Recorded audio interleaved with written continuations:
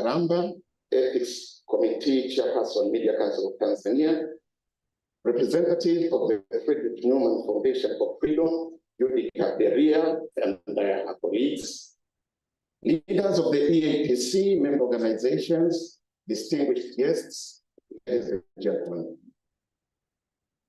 First and foremost, I would like to express my gratitude to the Almighty, by whose grace we have all gathered here today to witness an historic event. I extend my thanks and warmest welcome to you, guests of honor, and to all our distinguished guests, as well as representatives from the media councils and media development organizations.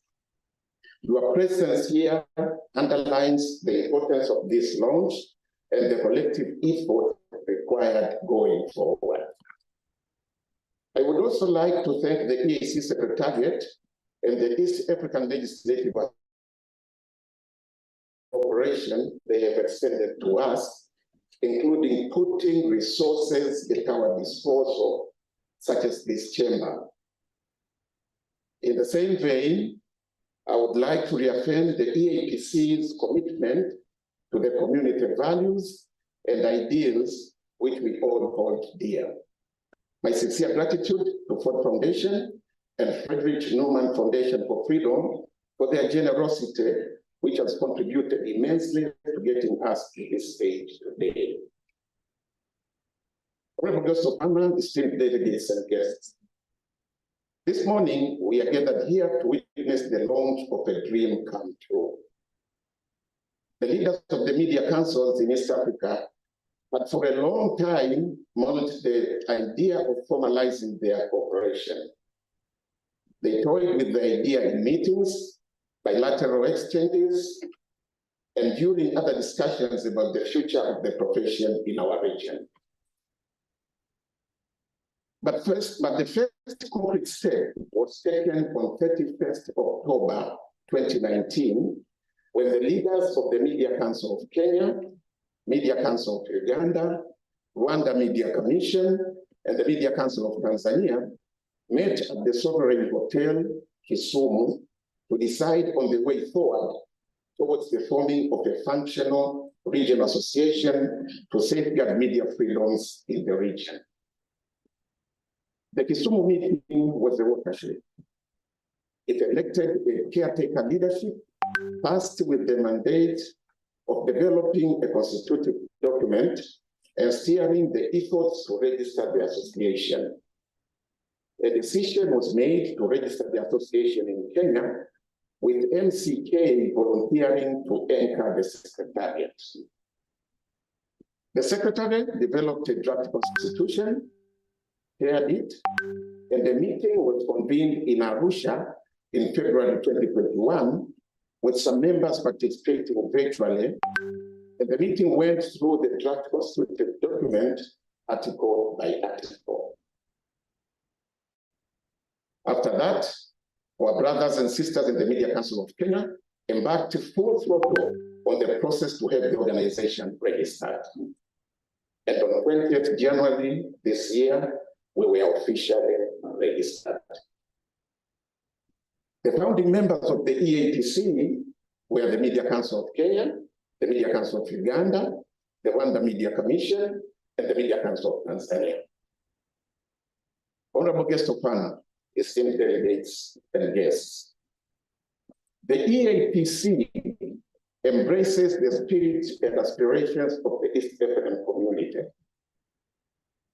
As such, its leadership thought it was important that the association connect with the East African community, being the organization bringing our states together. So we requested, and we are granted, audience by the Honorable Secretary General, Dr. Peter Mathuki. The EAPC Secretary, Mr. David Omoyo, and I led a delegation that met the SG on June 6, 2023, here at the EAC headquarters. It was a very inspiring meeting. The Honorable SG promised us cooperation and asked us to strive to enlist membership from other East African countries. including Somalia. And today, I'm happy to report that we have already brought on board Somalia through the Democratic Republic of Congo, through the Union Nationale de la Presse du Congo, UNPC. We believe soon we'll have our colleagues from Burundi and South Sudan. Honorable guest of honor, esteemed delegates. The main objective of EAPC is to protect, to promote and protect free,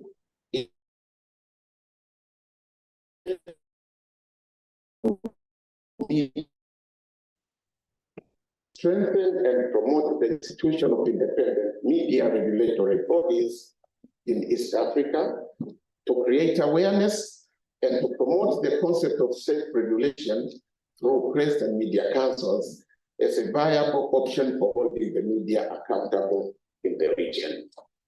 At the same time, it promotes media pluralism and diversity. That, brothers and sisters, is the organization that we are launching today. Mheshimiwa mgeni rasmi, waheshimiwa wageni wetu wengine, karibuni sana.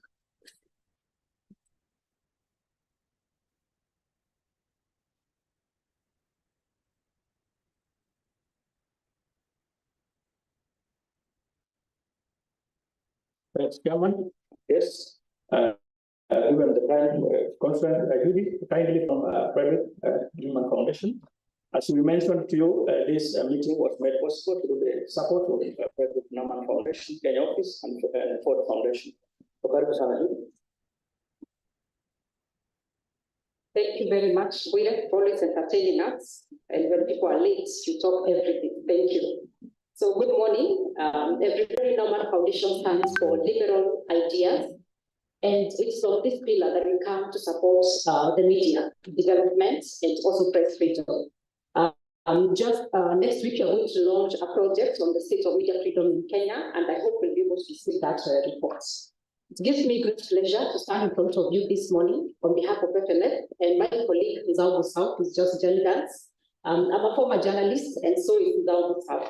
So being former journalists, we understand the space that the media is working in. We understand the difficult environment that the media is operating in.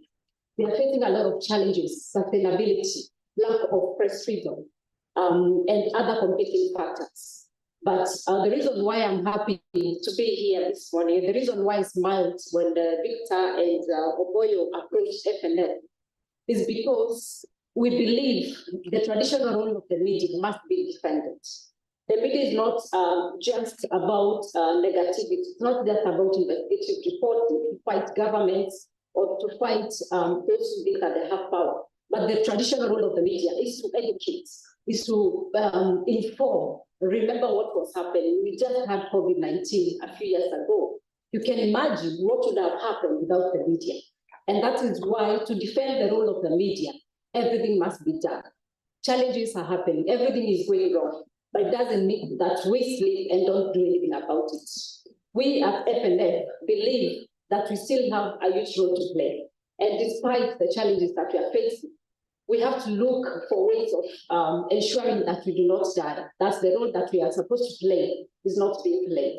And that's why forming collaborations, coming together in synergies, coming together to share resources, coming together to share ideas is the way to go. We're in a world where it's becoming a village. And when we are apart, then we fall. But we can, when we come together, we continue. That's what have come together, having the six countries coming together to be able to face the challenge that is ahead of us, the challenge of retaining journalists in the newsroom, the challenge of getting salaries for the journalists, the challenge of ensuring quality professional articles are being produced. But if we do not work together, then we will not be able to find a solution. And speaking of AI, I must also say that I'm here wearing two hats as well. I'm the Africa Development Manager for Thomson Foundation. And Thomson Foundation has just launched an artificial intelligence procurement and guidebook for newsrooms. And I'm happy to continue this conversation to see how together different development partners can come together to support the East Africa Press Councils, to ensure that also we are supporting the newsroom to be able to come out innovatively, to be able to face this challenge of also content production, quality of production that we're talking about, and how we give back to the kind of journalism that matches the technology. Of course, we can't continue doing this the way we are doing, talking about infrastructure development, talking about the internet, talking about the new skills and the new experiences that we are giving the journalists, so that we have quality journalism that at the same time is able to inform the people and work together, because we realize that we cannot work in a vacuum, that we have to work together. We have to work together with the governments, to work with the civil society. Basically, we have to come together to be able to see how we can be able to forge the way forward. I do not want to really talk so much. Today is not our day, but we're here to celebrate and witness the birth of these press councils of East Africa. Thank you very much for giving me this opportunity.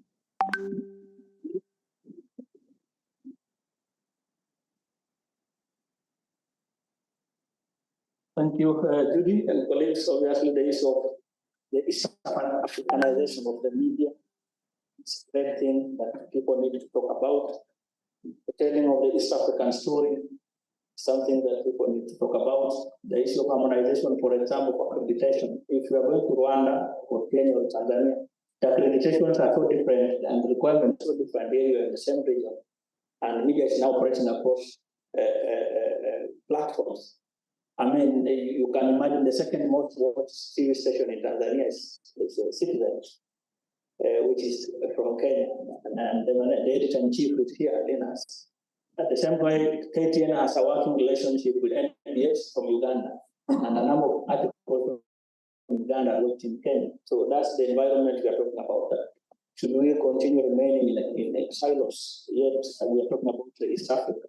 So that's the discussion that we need to progress. I want this level to welcome Emmanuel Mugisha. Emmanuel Mugisha is the head of the Rwanda Media Commission and has quite an experience in media-related matters. So a man from Mafaranga, Karibu-san, to share your wisdom.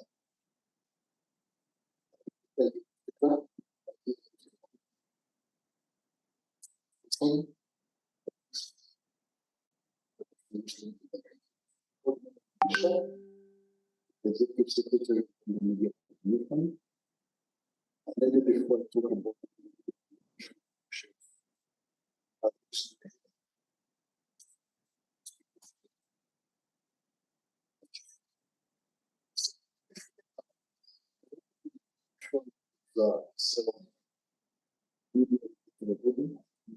we established following the reforms of that brought about sweeping reforms in the media system. That was the time that we passed the national Rwanda. We reviewed or revised what you call how reviewing to the public orchestra, working to give a media regulation from statutory regulation. And since then, we've been working towards helping the media and the public. So, nothing of interest.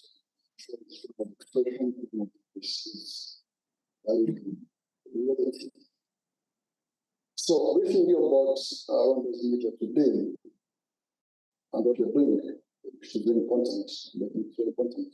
We're in the process of doing media policy. Trying to address some of the new trends that we have today, especially one of the emphasis to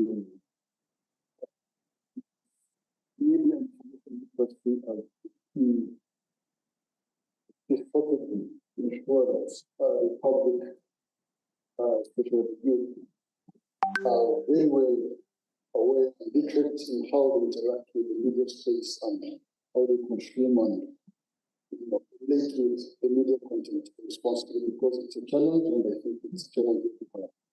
So one of the things we're trying to introduce is integrating media literacy, information literacy skills among schools in the public, so that we can promote self-regulation rather than using the laws and the prosecution to resolve issues in the ethical issues in the media space. We're also going to empower regulation as a means of issues of prosecution, not decriminalize defamation, but civil defamation, so that it all faces to do with the expression, and not that through the penal court control. The avenues to resolve them through self-regulation and the civil courts. I'm also trying to empower the media to become more viable to the business, so that they can sustain their businesses in a manner that they will serve the public effectively. And one is also looking at promoting the Pan-African stories, and looking at how we can establish what we call a community partner, which can facilitate bring access to the region.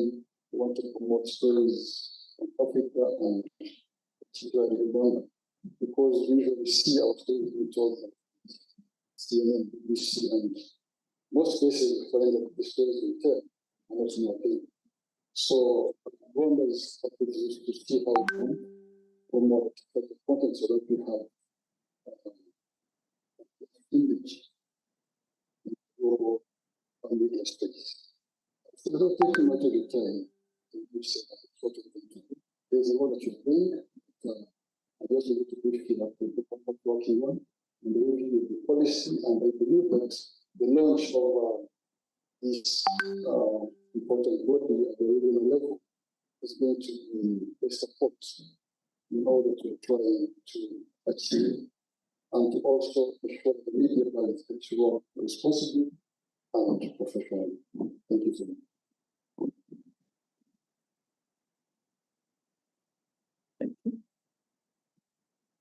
I think one of the overriding things that we are seeing across this country, Tanzania has a task force on media, Kenya has just set up a task force on media, Rwanda they are doing a media review, Uganda they are doing a media review. So something is happening in the region that calls especially involvement of media and media people to help in terms of these reforms, because we sit back, governments make law, then we start complaining about draconian laws. So we need to engage because there are already opportunities here. So colleagues, I think one of the things that I mentioned is the East African society, East African get the laws that we aspire that will be conducive for media practice in the region. So I think the opportunities. I wanted to ask how, so that when we have taken measurements to arrive, they can take their celebrations right. So please go ahead. Yes. Ahmed. Just want to.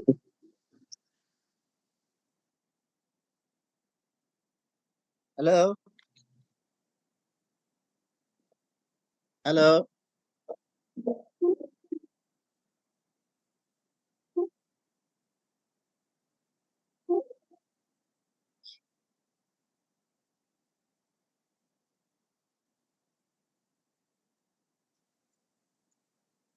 Test.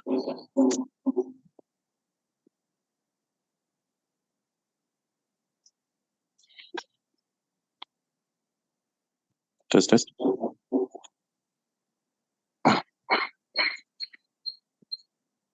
Ahmed, please speak. Hello. Good morning. One-way communication.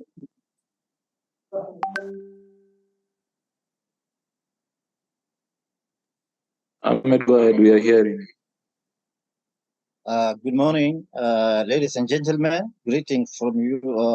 Greeting to you all.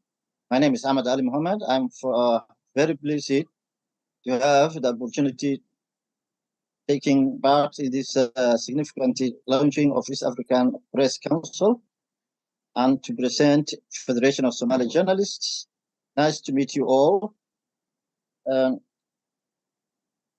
East African media faces a lot of atrocities, violations while they are on their line of duty. These violations limit their rights to get information,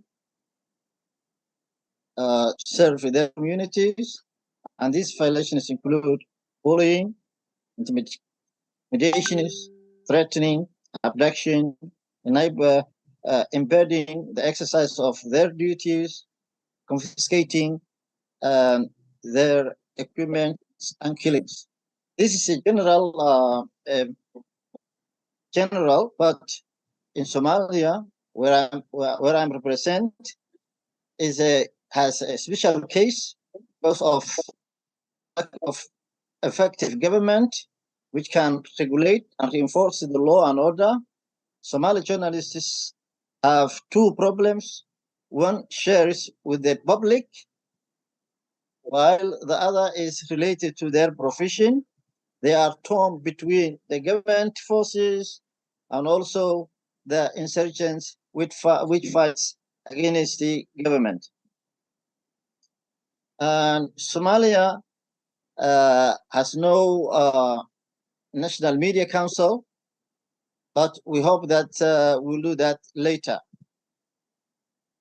Federation of Somali Journalists anticipates that East Africa Press Council will cope and mitigate violations against the journalists, such as harassment, impunity, arbitrary detention, and disappearance. Research will also anticipate that the East Africa Press Council will enable the journalists to exercise their fundamental rights of freedom of expression, media freedom without muzzling, and the council will also enhance their capacity and develop their safety and security guidelines. In conclusion, Somalia membership to the East African community is currently under discussion, and FISOC sees this as an opportunity to work with fellow journalists and media across the region. I wish the East African Press Council meeting success in future endeavors. I also wish a successful outcome of this conference or meeting on behalf of FISOC. Thank you very much for the invitation.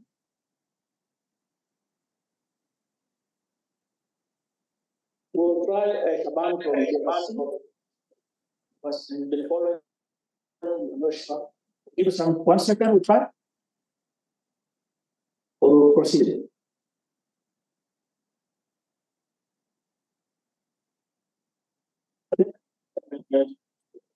For the benefit for moving, as we try to press Shaban from the RC, who was online in the morning, but I think let's proceed in the meantime. So I'll call them now, obviously, because of communication. So I'll call the chairperson of the Media Council of Uganda, So Asante sana. You know, in Uganda, we always hedge our bets, so we don't travel together. We must check before the different aircraft and get another aircraft to make sure there will be somebody from Uganda. Madam Guest of Honor, Dr. Irene Justice Isaka, the leadership of the East African Press Council, all guests here in your various capacities, protocol observers, good morning. I came from Uganda, as I said, with a colleague, Mr. Peter Okelo Jaberi, who is our vice chairperson of the council.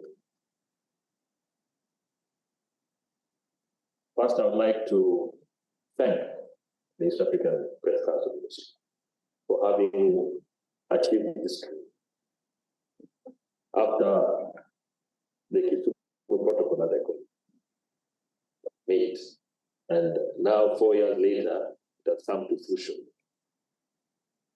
4 years is a very short time in any political, any other endeavor. But to achieve this in a short time, you must be committed. Thank you very much. Our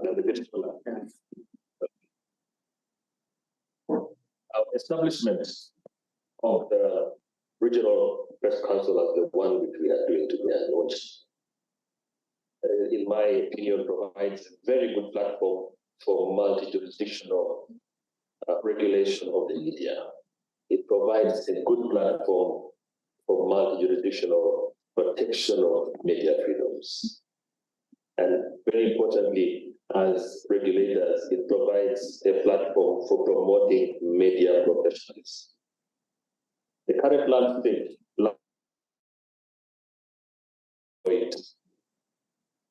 it is a myth for any of us to believe that blanket control of the media is possible. It is therefore necessary that as a press council, we promote a vibrant and very ethical media fraternity that will drown the voices, those dissonant voices that we now seem to dominate the media. The Media Council of Uganda, it is our belief and conviction that the East African Press Council, working together with the National Press Councils, together with all other stakeholders like Frederick Newman, can contribute greatly to a vibrant, responsible, and accountable media that serves the interests of the East African citizenry and indeed strengthens the democratic principles in our region. If I may, what we are doing today, I would like to paraphrase the words of Neil Armstrong, the man who is claimed to be the first man on the moon. Now evident that he may not have been. He said something to do with a small step and a giant leap. If I may then say, it's a small step for the Press Council today to launch this, but a giant leap for this in as far as media regulation and monitoring and prevention of the same is concerned. The Media Council of Uganda pledges unwavering support to the East African Press Council, and we shall do all that is necessary to ensure its success in its endeavors. We expect that we, as a Press Council of Secretary Press Council, and we just discussed with the Secretary General now, shall call 70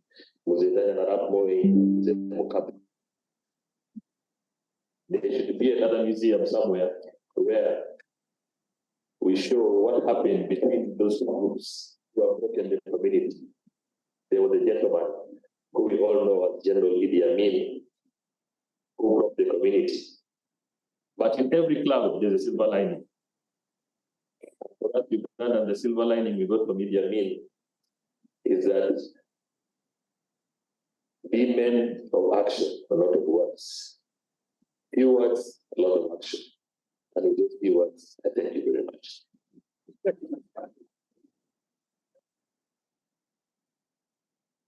Whoever is able, I want this time then to quickly invite the CEO of the Media Council of Kenya, boss, who is also the secretary of the East African Press Council, David Omoyo, MBS. Karibu sana bwana Omoyo.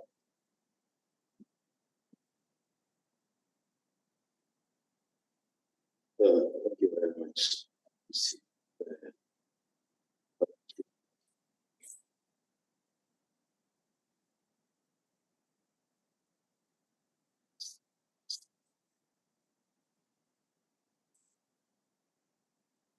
It's the media councils.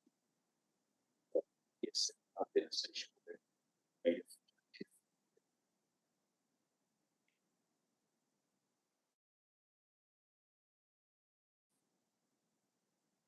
Thanks very much.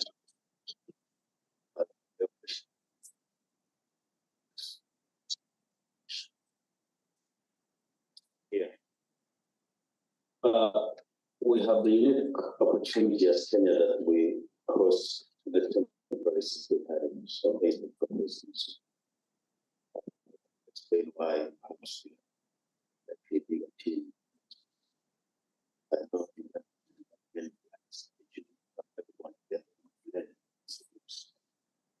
But really, we are gathered here, all of us, government and policymakers, the regional and diplomatic bodies, with the media councils, and the media practitioners, journalists, editors here, because we believe in one thing, that the media and information cannot be gainsaid. It is critical in getting a regional cohesive community. As we have just this morning, we have a regional economic bloc. Reading the budget on the same. We share local languages. Live near the borders, you know, the communities are the same. If you go down to there are people who do not understand why there is a border in the first place. You know, the Tanzanians, this called the Maasais were male, and then the Kenyans ones are called Maasais, but they're all the same. So the role of the media and information sharing is important. We stand here to reaffirm our common belief on the transformative power of the media. And together, basically, we are so much together. We cannot have different standards. The universality of media and information, the universality of human rights, the universality of the journalists, which is basically secret.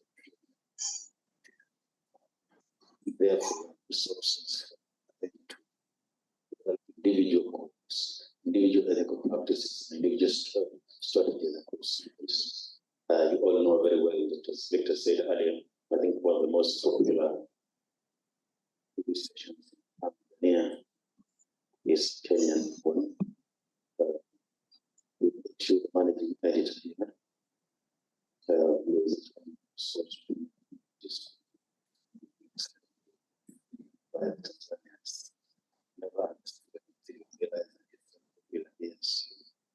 to follow them here. And by the way, that regulatory action by Tanzanian government on a media station based in Kenya formed the basis of my master's in diplomacy thesis, the challenges of regulation in the internet era and digital era, the cross-border challenges. And that gives interest that what we do in one country, can we get the universal predicts, can we get universal agreements, universal principles that said you're going to go see the guys in security, likely now in the education sector, and of course the cultural sector have done the same. Where are we being left behind in the media? So we appreciate you creating time to come here today. And as we were told by the Secretary General this morning, we'll be joining us shortly. Chair that we're immediately applying to get an observer status to the piece of the community so that this dream can move into fruition. We can have a common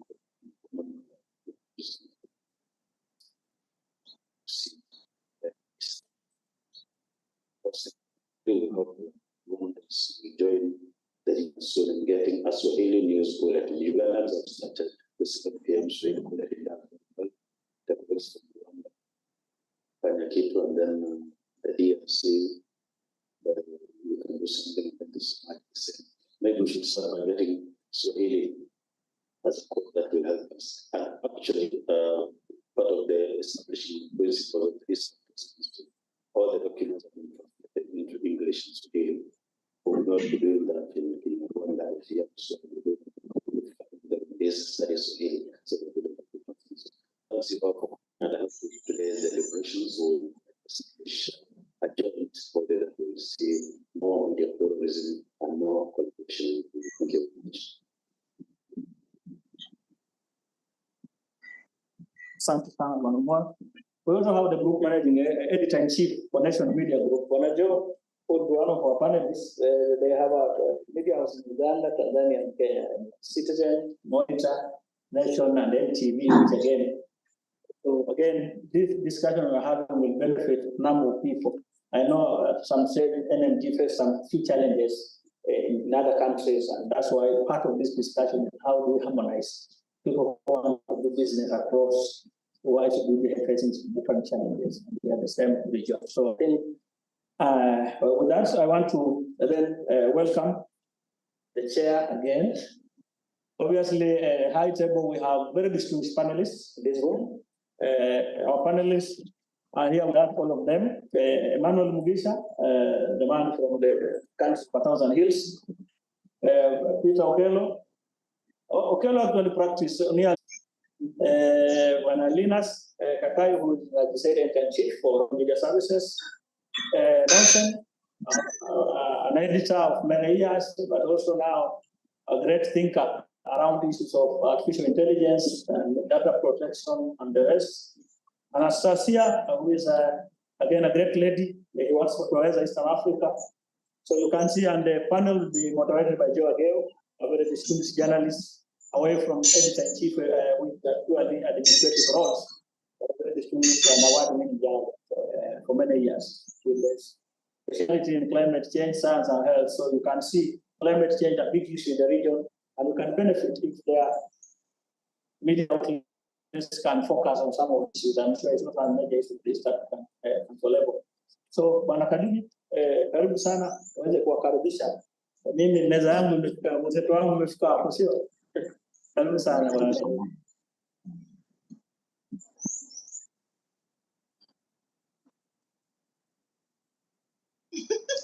Anapiteremka. Anapenda kubwa. Asante sana. Sio kama nasikia. Asante sana Victor. In the early 1990s, I edited a newspaper, a Swahili newspaper called the Wakati Ni Huu. Wakati Ni Huu simply translates as time is now, or now is the time. You can imagine what went behind that. During this time, there was a young man who really craved to be a great reporter. And this young man was actually an editorial cartoonist.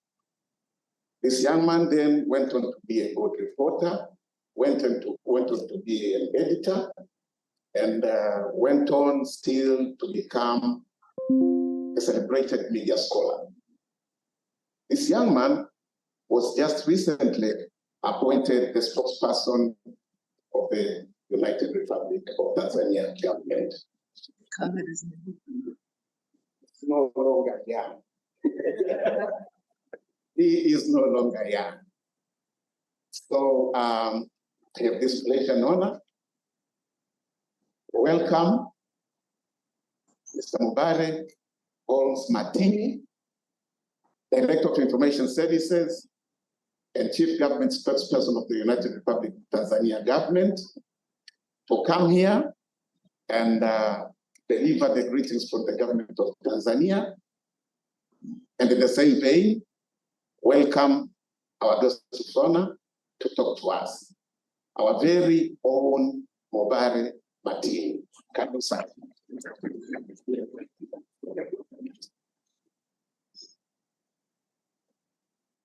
Thank you for that wonderful introduction. In fact, among the journalists who inspired me to change from being an editorial cartoonist to a full-time journalist was someone by the name John Bwire. And I'm wondering, you are probably a Tanzanian, my friend. And I used to draw cartoons. Another chap that you very well know was the 1 year ahead of me when we were at secondary school. Is actually Gado, Geoffrey Mopembo, the famous cartoonist in Kenya. He was a year ahead of me in secondary school, and we used to attend to one fine art club. And I remember my instructor was Mrs. Maochi from Denmark. Yeah. After those few words, the guest of honor, Dr. Irene Isaka, Director, Social Sector, East African Community, Chairman of the East Africa Press Councils, Mr. Kajubi Mukajanga, David Moyo, with the Secretary of EAPC and CEO of Media Council of Kenya, board members and executives of the EAPC, Judge Robert Makaramba, the Chairman of the S Committee of Media Council of Tanzania, my sister Judy Kaberia from the Friedrich Naumann Foundation of Germany. I remember it was one of the organizations that supported us in 1994 when we were launching the first privately owned newspaper at that time after the reintroduction of the freedom of media in Tanzania. Then the leaders of the EAPC, distinguished guests, members of the press, ladies and gentlemen, good morning. I'm pleased to welcome you, the guests of honor, to the launching of the important association in the region, the East Africa Press Councils, here in Arusha, where your secretariat operates from. For the outset, let me take this single opportunity on behalf of the Minister for Information, Communication and Information Technology, Honorable Nape Moses Nnauye, to bring very warm greetings from the people and the governments of the United Republic of Tanzania. He could not be here with us, and therefore I'm representing him. We are extremely grateful for being accorded this opportunity to witness the launching of this important association, and we sincerely thank the 5 media councils of the partner states of the East African community for achieving this goal after 4 years of preparations. The East Africa Press Councils, as an association, brings together media and press councils of the partner states of the community, a regional body that aspire to build a society of peace-loving people, the democratic atmosphere that promotes political and security stability, economic development, and most importantly, in the context of today's freedom of expression and that of the press.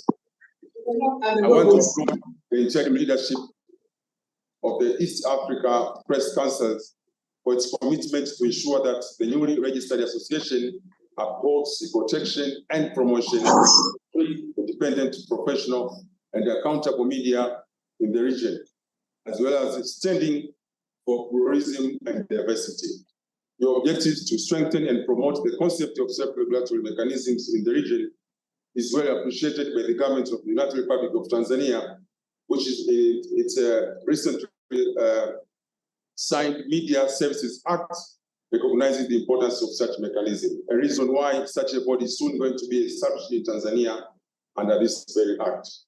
I congratulate you for that vision and encourage you to reach out to the media bodies of the Republics of Burundi and South Sudan and humbly request them to join in this endeavor as an attempt to build the strongest and most successful regional economic community in all aspects. I am delighted that up to this stage, our brothers and sisters from the Democratic Republic of Congo, the new partner state in the community, and Somalia, the soon-to-be partner state in the community, are part of this association.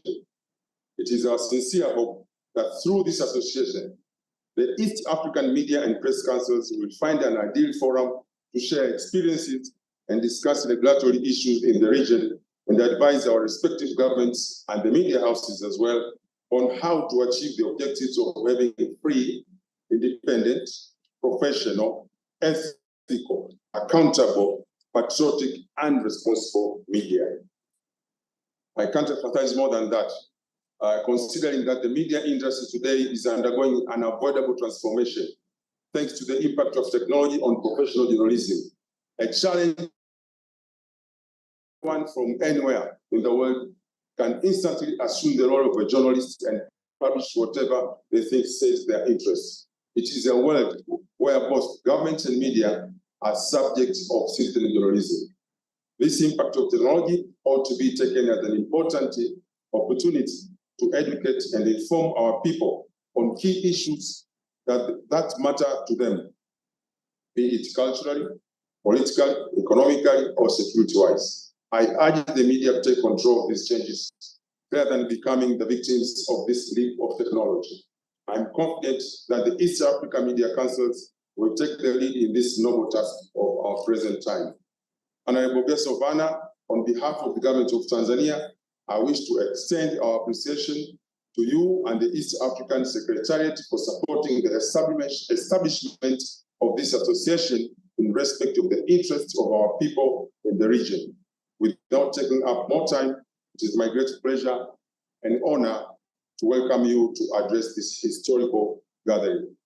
I thank you for your kind attention.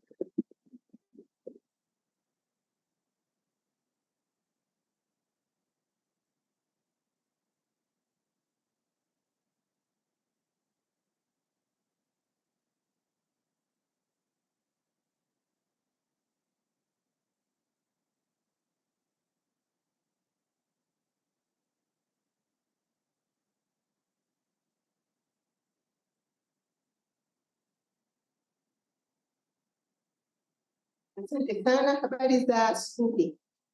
Wageni waalikwa, habari za asubuhi. Karibuni sana. Niko kwa niaba ya katibu mkuu wa Jumuiya ya Afrika Mashariki ambaye angependa kuwa nanyi asubuhi hii, lakini kutokana na mwingiliano wa ratiba ameomba nimwakilishe. Kwa hiyo nitaomba mniruhusu nisome hotuba yake kama ifuatavyo. Mr. Mabora Matini, Director of Information Services and Government Spokesperson of United Republic of Tanzania. Mr. Kajubi Mukajanga, Chairman, East African Press Councils and Executive Secretary of Media Council of Tanzania. Mr. David Omoyo, Secretary, EAPC. Ms. Judy Kibera, Senior Project Manager, Frederick Newman Foundation for Freedom. Mr. David Omoyo, CEO, Media Council of Kenya. Mr. Emmanuel Mugisha, Executive Secretary, Rwanda Media Commission. Kakangu, Mr. Paul Ekochu, Chairperson, Media Council of Uganda. Mr. Mohammed Ali Ahmed, Secretary of Training Department, Federation of Somalia Journalists. Distinguished EAPC board members here present today, distinguished leaders of EAPC, member organizations, my fellow members of staff EAPC, distinguished guests, ladies and gentlemen, good morning. Let me begin by thanking Almighty God, by whose grace we are all gathered here in this beautiful city of Arusha in the United Republic of Tanzania. We are gathered here to witness a milestone in a perpetual journey to democracy and development of our people. Allow me to extend on behalf of EAC organs and institutions a warm welcome to the East African headquarters here in Arusha. Your presence here today underlines the importance of launching event we have to bear the testimony to. Distinguished delegates, ladies and gentlemen, I'm informed that the overall objective of EAPC is to promote and protect free, independent, professional, accountable media in East Africa. This conforms to the ideals of East Africa fundamental principle of community. Article 6B of the treaty that established the East Africa community states that the fundamental principles that shall govern the achievement of objectives of the community by the partner states shall include good governance, including adherence to principles of democracy, the rule of law, accountability, transparency, social justice, equal opportunity, gender equality, as well as recognition promotion, and protection of human and people's rights in accordance with the provisions of the African Charter on Human and People's Rights. Again, Article 7.2 provides that the partner states undertake to abide by the principles of good governance, including adherence to the principles of democracy, the rule of law, social justice, and the maintenance of universally accepted standards of human rights. Distinguished participants, the right of informational freedom and freedom of expression are both part of the collective and individual rights and freedoms.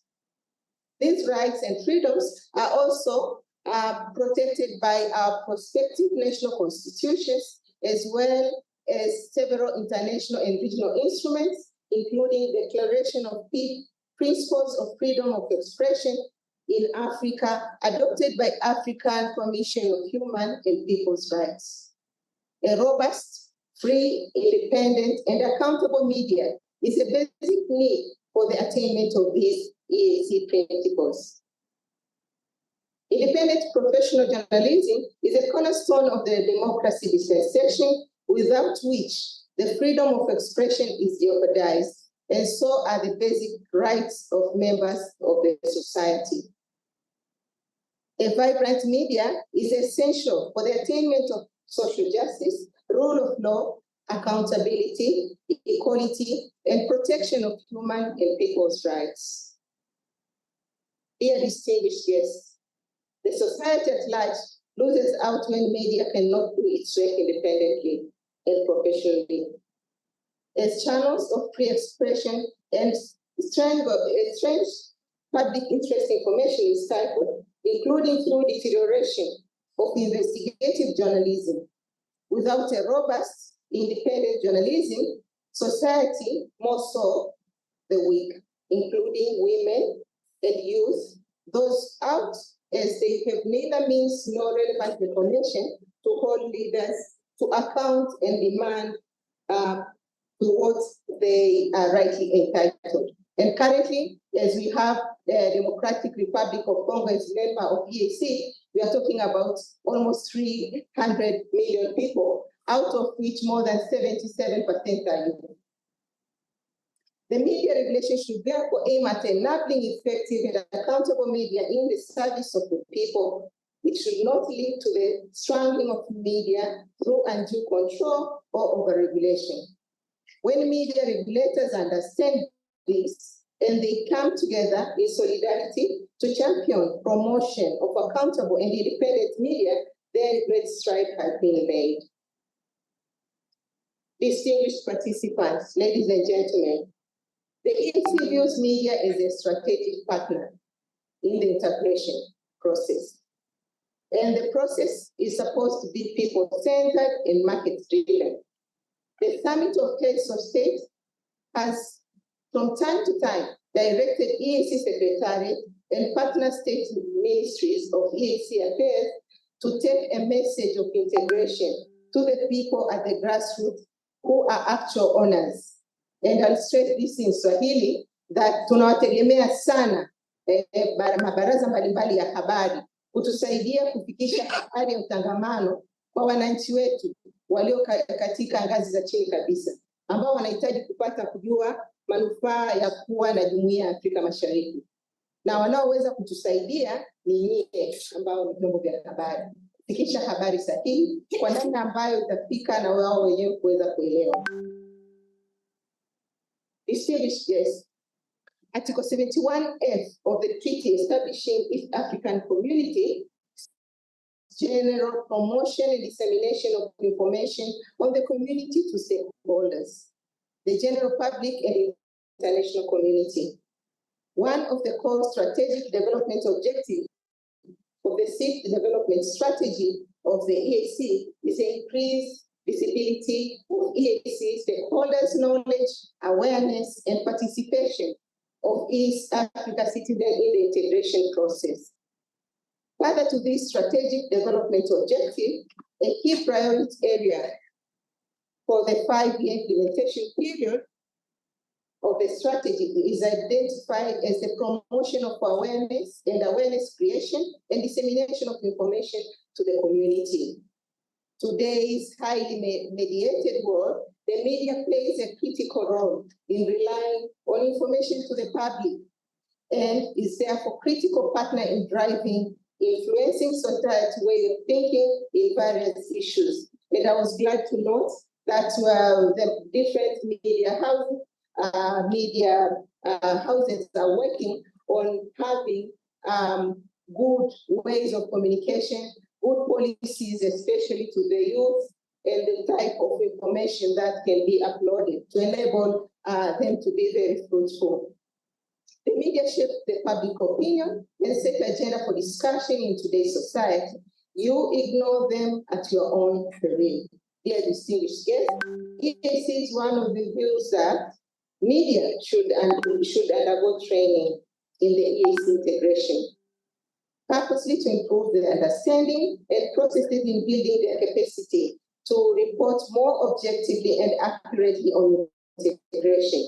Journalists are the foot soldiers who gather news on behalf of the media houses on the daily basis. Journalism involves a lot of fieldwork, meaning that journalists are always at the front line when it comes to gathering news, priming, framing, and structuring the angle of the story. This is therefore important to connect directly with them in order to strengthen relationships and enhance positive coverage of EAC in the media. Besides specialized modules on news, reporting, and analysis, media training workshop that draw selected journalists from all partner states, entailing power media practitioners and the latest update on the 4 pillars of integration, namely custom union, common market, monetary union, and political federation. Dear distinguished guests, the formation of EAPC is therefore a milestone, not just in the development of media in the region, but indeed a milestone in the long march towards entrenchment of democracy and people's-centered development in East Africa. It is our hope that today's launch of EAPC will be the beginning of a long and fruitful partnership between our 2 organizations that will birth a more free, independent, and vibrant media, which will turn and promote democracy, gender equality, social justice, and respect human rights across the entire East Africa region, now stretches from east to the west coast of Africa. Before I conclude, allow me to congratulate the leadership of East Africa Press Council, EAPC, for getting to this stage of launching this regional association of media regulators and allied promoters of a free press in our region. I would like to congratulate EAPC leadership for the giant strides made since EAPC delegation by the chairman, Mr. Kajubi Mukajanga, and the secretary, David Omoyo. We met in my office, the office of the Secretary General here in Arusha, on 6 June 2023. During that meeting, I encourage you to get on board members representing other countries, other partner states, including DRC, South Sudan, Burundi, and Somalia. I'm therefore delighted to hear that since then, Somalia and DRC have come on board and efforts are going to get the rest. I also congratulate you for a good job well done. That is the way to go in bringing together people of East Africa with similar origins, languages, culture, who are scattered by the borders put in place the colonial powers at their convention in Berlin, Germany, almost 1.5 centuries ago. The formation of EAPC is one of the steps towards knocking down geographical boundaries imposed by us, by colonial powers, to serve their own interests. And I'm also glad to report that we are also working. I heard about what the previous speeches which were talking about. The regarding the free movement of people, free movement of capital, free movement of labor. We are working on the part of education where we are almost done. That if you're a teacher in Tanzania, you can go and work as a teacher in the Republic of Kenya, Republic of Uganda, Republic of Rwanda, etc. And also the movement of students as well. And also now we are working on vocational training so that if you are a plumber in the Republic of Uganda, you can work as a plumber in the Republic of Kenya. And now it should be, when we talk of media, then we should have those standardized kind of systems so that you can be recognized with your qualification across the region. So as I conclude, I would like to reaffirm EAC commitment to working with the EAPC to further its objectives, as well as those of community. We pledge support as well as cooperation in endeavor to the good of all East African citizens. Distinguished delegates, ladies and gentlemen, it's now my singular honor and pleasure to declare the East African Press Council officially launched. Long live EAPC, long live EAC, one people, one destiny. Asanteni sana kwa kunisikiliza. Mungu awabariki.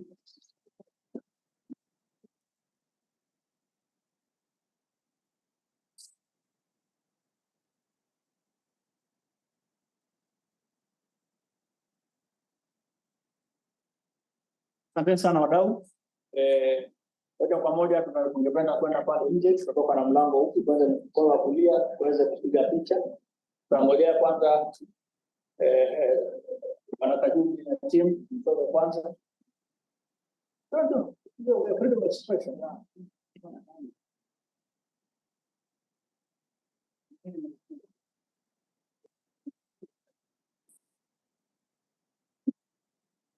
Nilikuwa namkumbusha mwenzangu kwamba tutatoka nje pale kwenye bendera. Pale kwenye bendera tutakuwa na matukio mawili. Tukio la kwanza litakuwa kwa mgeni wetu rasmi akishirikiana na msemaji mkuu wa serikali ku unveil ile pazia kwenye logo. Baada ya hapo wageni wetu hawa pamoja na wengine ambao nitawataja hapa watakuwa na jukumu la kurusha njiwa kuonyesha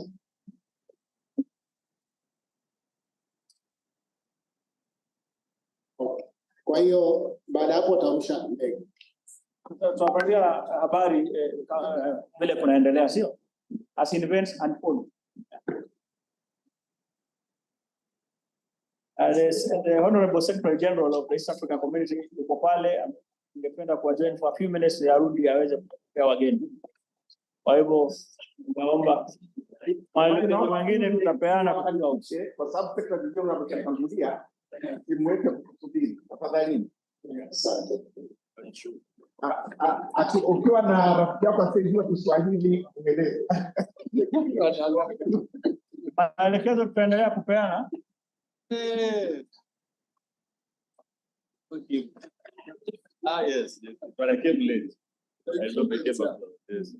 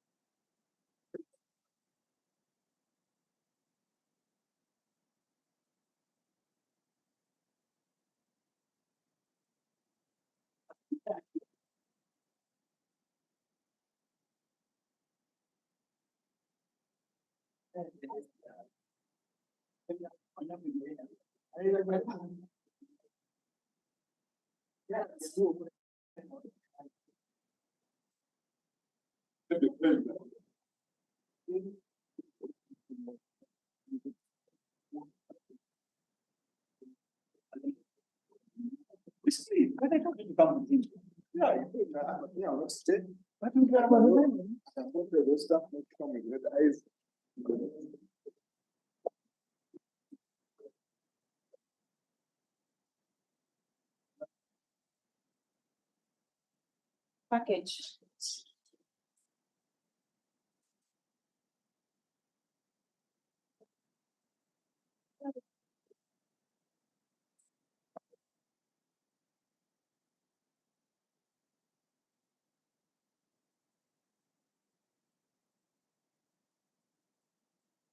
Yes.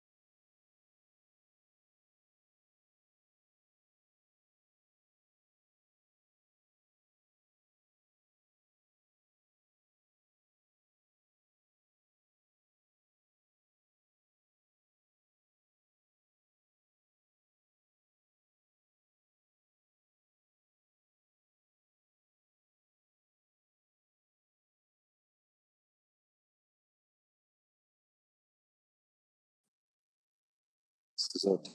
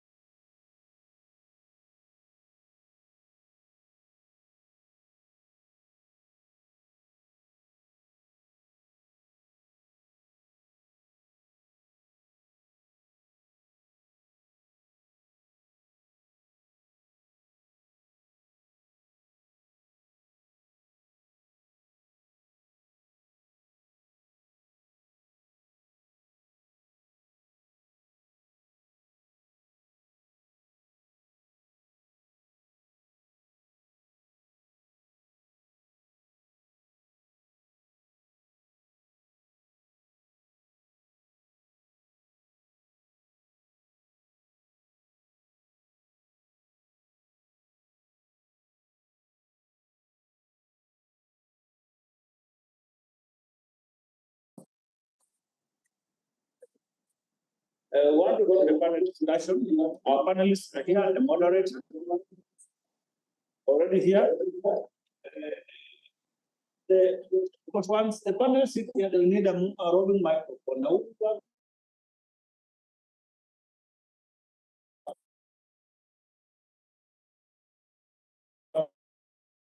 where they are sitting. Moderator, what do you advise? No, I'm guided by the moderator. So, colleagues, without wasting any more time, and leaders is still not here, but we'll start. So, our panel is largely on the impact of technology on the future of professional journalism. Underline the word professional journalism.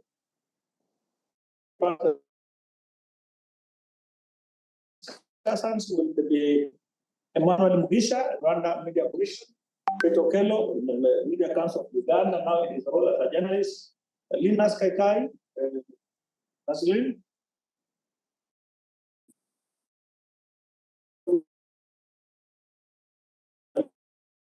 Paper 5. Kaweza East Africa.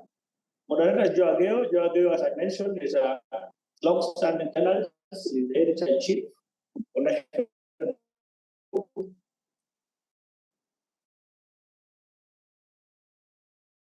Broadcast journalist by the River. I want to set you up.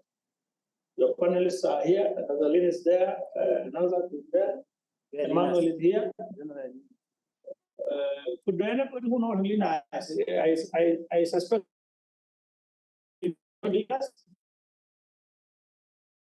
Or then I receive English breaking news Kenya. Then Okelo Jabun, normally most of the time, this is where he's taking selfie. Well, let me get it. So, Joe, are you Busana? I'm Jampo. Is it a good morning? Sorry, Joe. Kuna watu online, kuna wafuasi online. Then when you are speaking and when please remember to say hi to them, please. Okay. I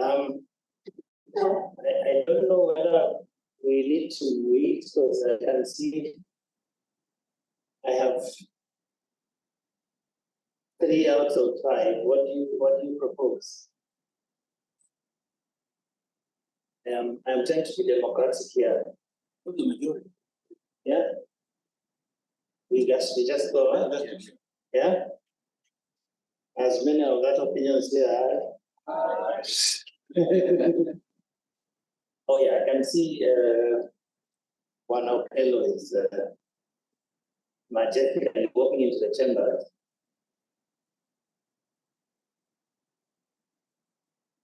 All right, so good morning, ladies and gentlemen. My name is Joe Ageo. I'm a journalist. I have all these other things that I do, but I think that's my most basic definition, which is particularly relevant this morning.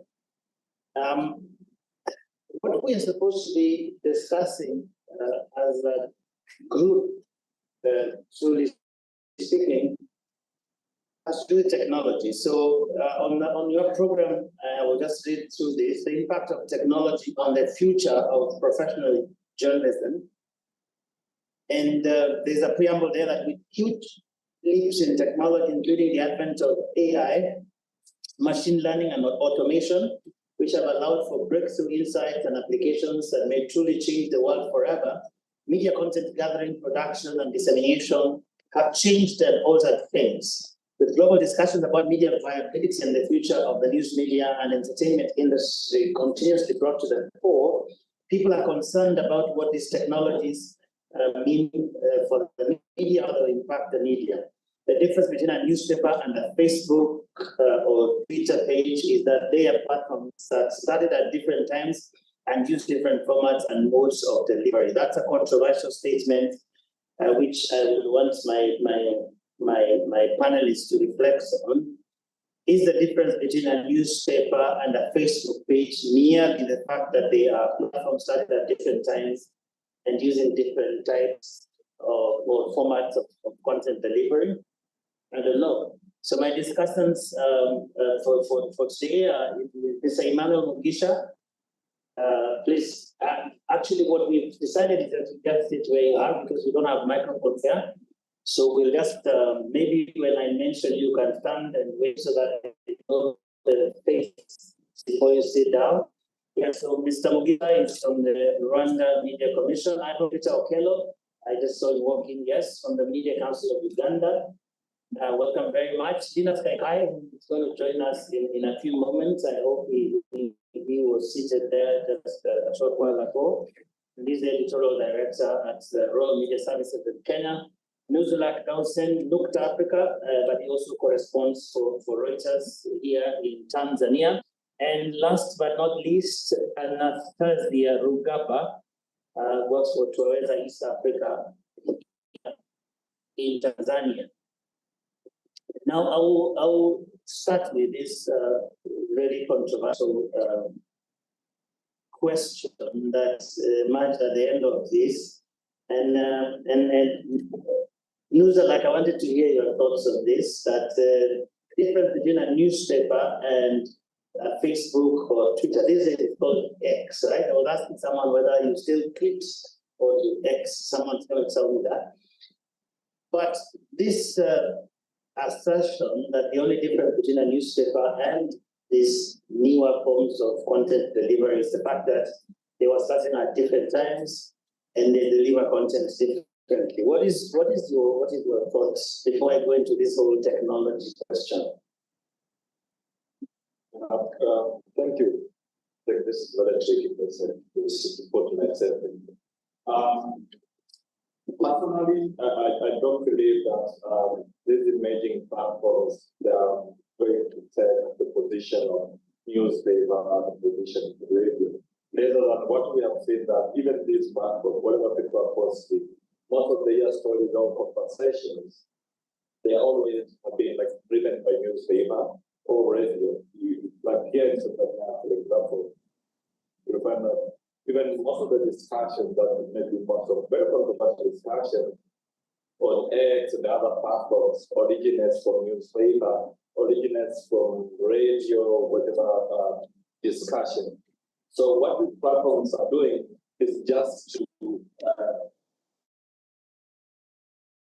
increase the real content that have been producing. However, it's the rise of the citizen journalism that we have seen in the mass now that we're getting, so that can be maybe a platform by itself. It's something that maybe I should lay down on how we should think about the packaging of content, you know, the way to reach the audience. But as of now, I think the newspaper is still the newspaper by quality of content, ability to set agenda. Though we are losing it a bit, but we need to appreciate we still have that power. Linus, I introduced you while you were away, so I will give you this question so that helps to settle down. There's a statement at the end of the preamble here on the program that says, I should say that alleges that the difference between a newspaper and Facebook or Twitter, now X, is that they are platforms that started at different times and use different formats and modes of delivery. Do you agree with that?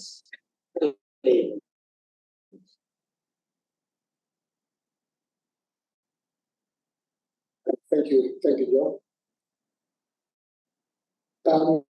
I do agree, and to a large extent, because when you look at Twitter, Facebook, now X, as the new platforms, basically, my understanding of this is the format of delivery is what is changing. And Facebook and social media is only an additional tool that is coming to aid what traditional journalism used to do. Because beyond the social media platforms, now you have media houses moving to providing either content either through apps or their websites. And this is what technology has basically done. What technology has been doing continuously is to change the mode of delivery. But there's something else that I'm really looking forward to hearing in this conversation, and that is what technology has done to processes in newsrooms, to processes in journalism, because the mode of delivery has improved in terms of speed, and you no longer have to wait for many hours to know what is breaking in the news. But what has happened to the processes of editorial control, where there are worries about the accuracy of the information that goes out there? And of course, more importantly, the ability of technology to alter content, whether through artificial intelligence or other groups. Thank you. Okay, thank you very much, Linus. Can you hear me from behind there? At some point, I was struggling to hear myself. Anyway, so let's take this conversation a little bit to my right and just stretch this a bit. When we were out there, someone made an interesting joke because we had all these people who were taking pictures, the camera people, and then someone said, Photoshop by camera. And it sounded like a small joke on the sidelines of a very important photo section, but it underscores an interesting dimension to the conversation we're having about technology on the one hand as an enabler of content delivery and therefore widening the footprint of journalism, which were. But at the same time, it underscored the question of the dangers that come with this, where I will look at a picture and I'm no longer sure whether that is the picture that was taken or someone did something with it. And I want to come to you, Peter. You wear many hats. You're an advocate. You are in the Media Council of Uganda. But let's reflect a little bit on this, because I would imagine you're very concerned about the freedom, access people have to the right information and that sort of thing. But we have a situation where the very enabler that makes access a lot easier, potentially, is also very fertile ground for things that are not true. What's your reflection when you think about how then professional journalism interacts with this new dispensation of where information is freely available in that manner, but technology makes it possible to manipulate the truth? I want to agree with my colleagues over there. I also don't think that will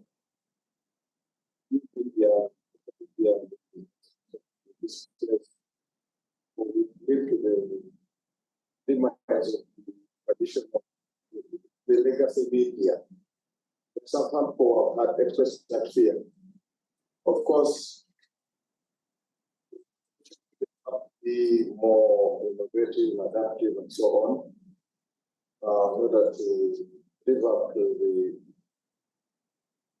the challenge. Now, coming to your question about the threats of media,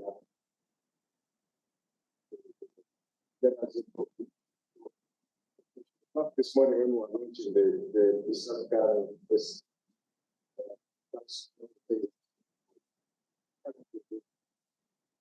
regulation across both, especially if you're talking about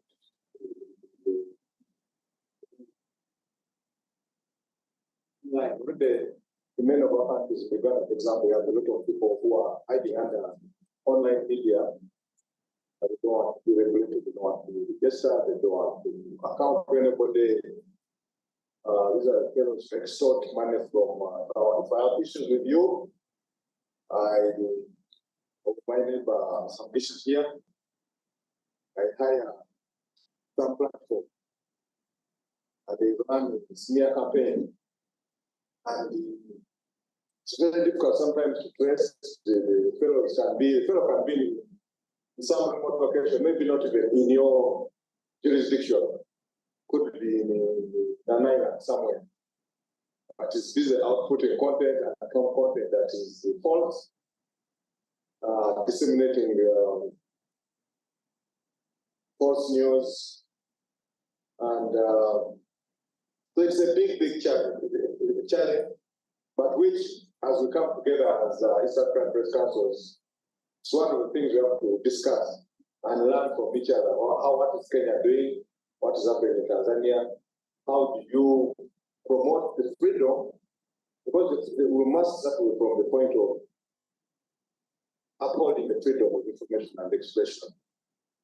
But then, as you do that, how then do you regulate and make sure that these other the issues that are going to arise in terms of the bad guys hiding and using this new technology, how do we control that? That's going to be a challenge for the regulators, and I'm keen to hear from my colleagues here what's happening. Thank you, Emmanuel. Let me just take you on that as well. Peter talks about the challenge of regulation, but also just ensuring that at the same time there's freedom for people, for professional journalism to take routes, but also to ensure that the space that is afforded by these newer technologies is actually used to promote professional journalism as opposed to other things that sometimes even pose as journalism, but is truly something else. It's true what Peter just said. We see in our country.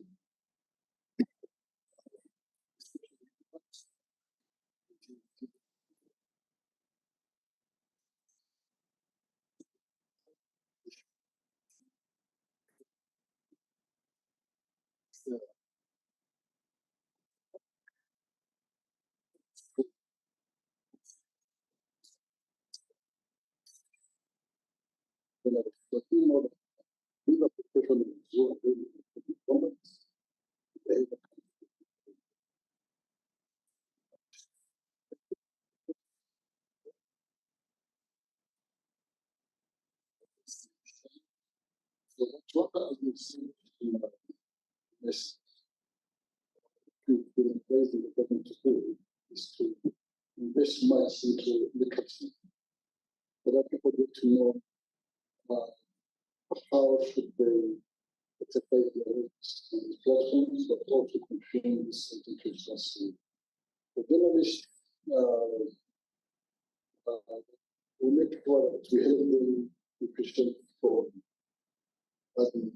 citizen people out there by retaining the to the public and ensure that the activities that one is done successfully and we've had instances where some bloggers or YouTubers appear journalists putting content that ethical and basic room will be held by the people, yet according to our arrangement with the police and other actors in that, there's something wrong, they're not supposed to touch people with him unless it's serious criminal matter. That can be so this is opinion journalists are able to take from and make those ones share and bring them.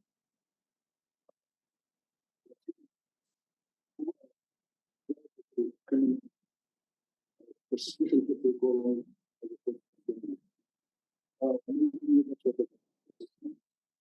All right, let me go to Anastasia for a moment. You, as Toeza, of course, Toeza deals a lot with giving a voice to citizens, ensuring that they can, have the information that they need to make tea wherever they are. I wonder what this new dispensation means for you, because on the one hand, citizens now can do whatever they want with the information, create content and that sort of thing. And there is no telling what kind of information it is, but then there is also what we have known as professional journalism. I wonder what your take is with regard to how you play in that space where there is so much space for citizens wherever they are to create their own content, but there's also professional journalism that serves a particular role in society.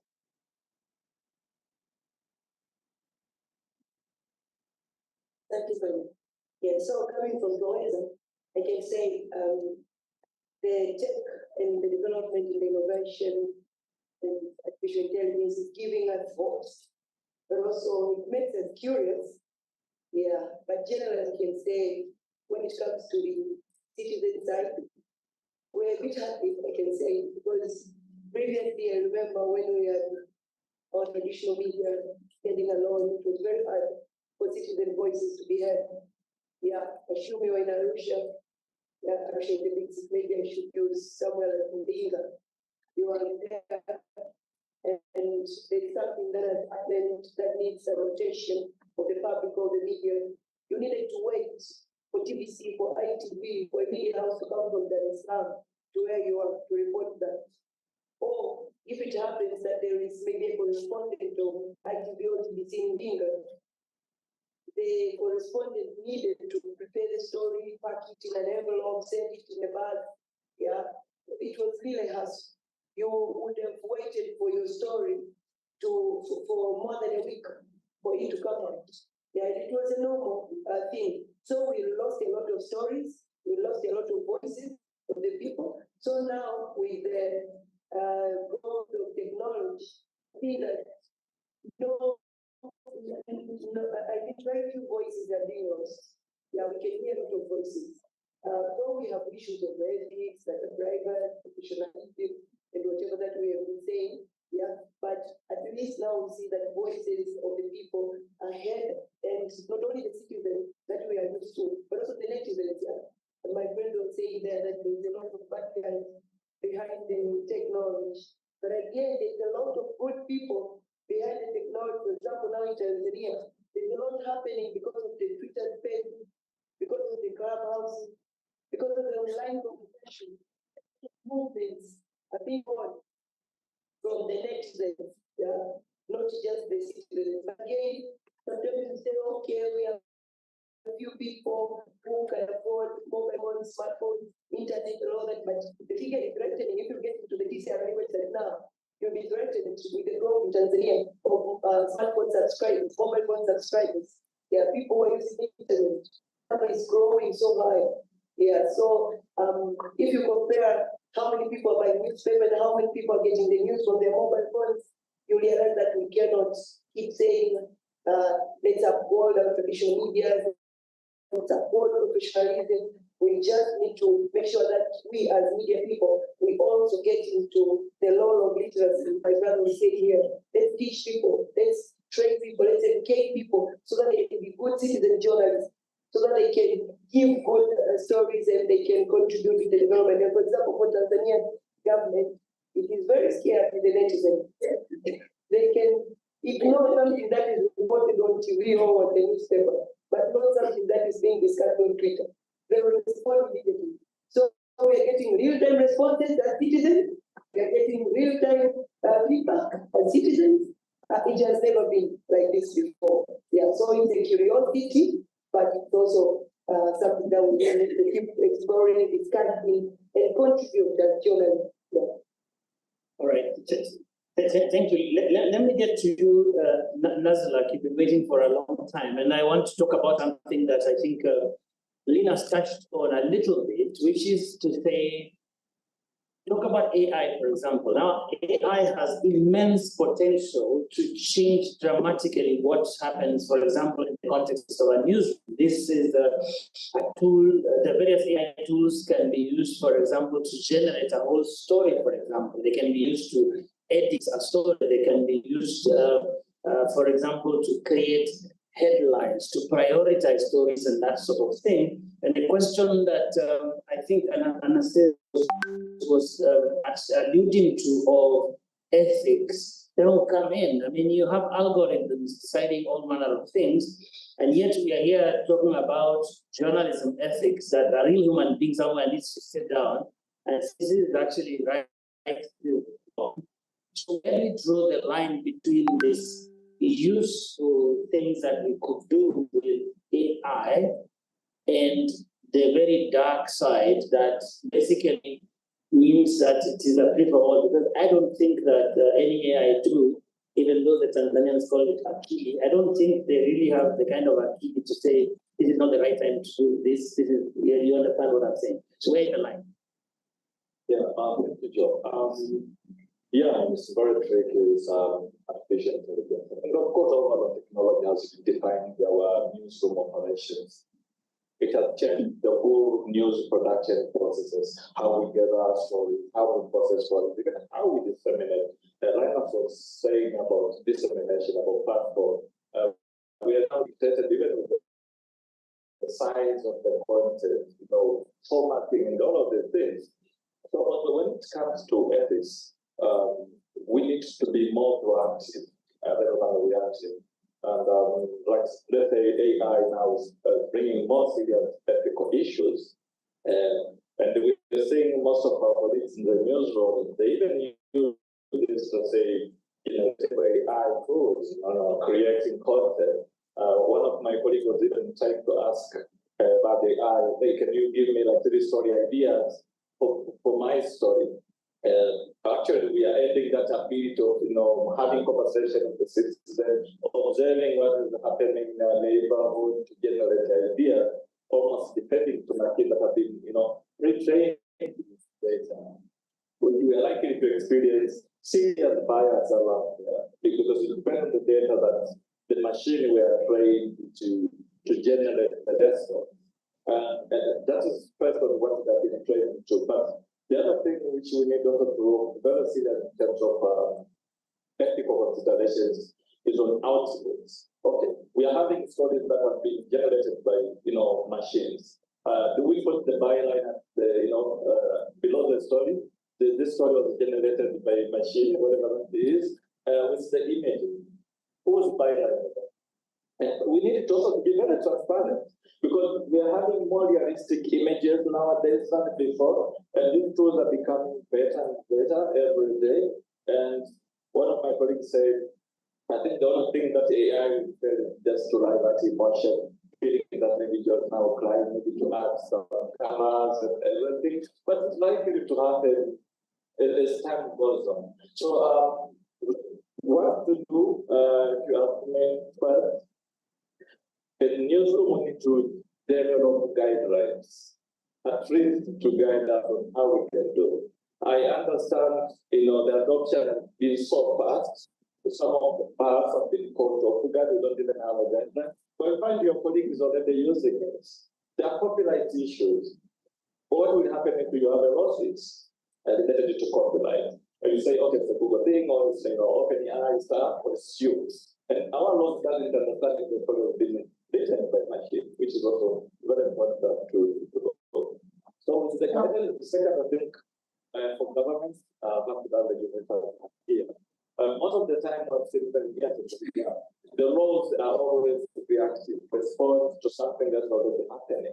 But with experimentation, with research, and the development, we can have kind of regulations that are big, looking forward. We may not fix all of everything because we're both, but there are ways where we can try to be more responsive to tech as well. For colleges, again, we are seeing students lying to their essays. I think we need to sort of curriculum. So I think that's.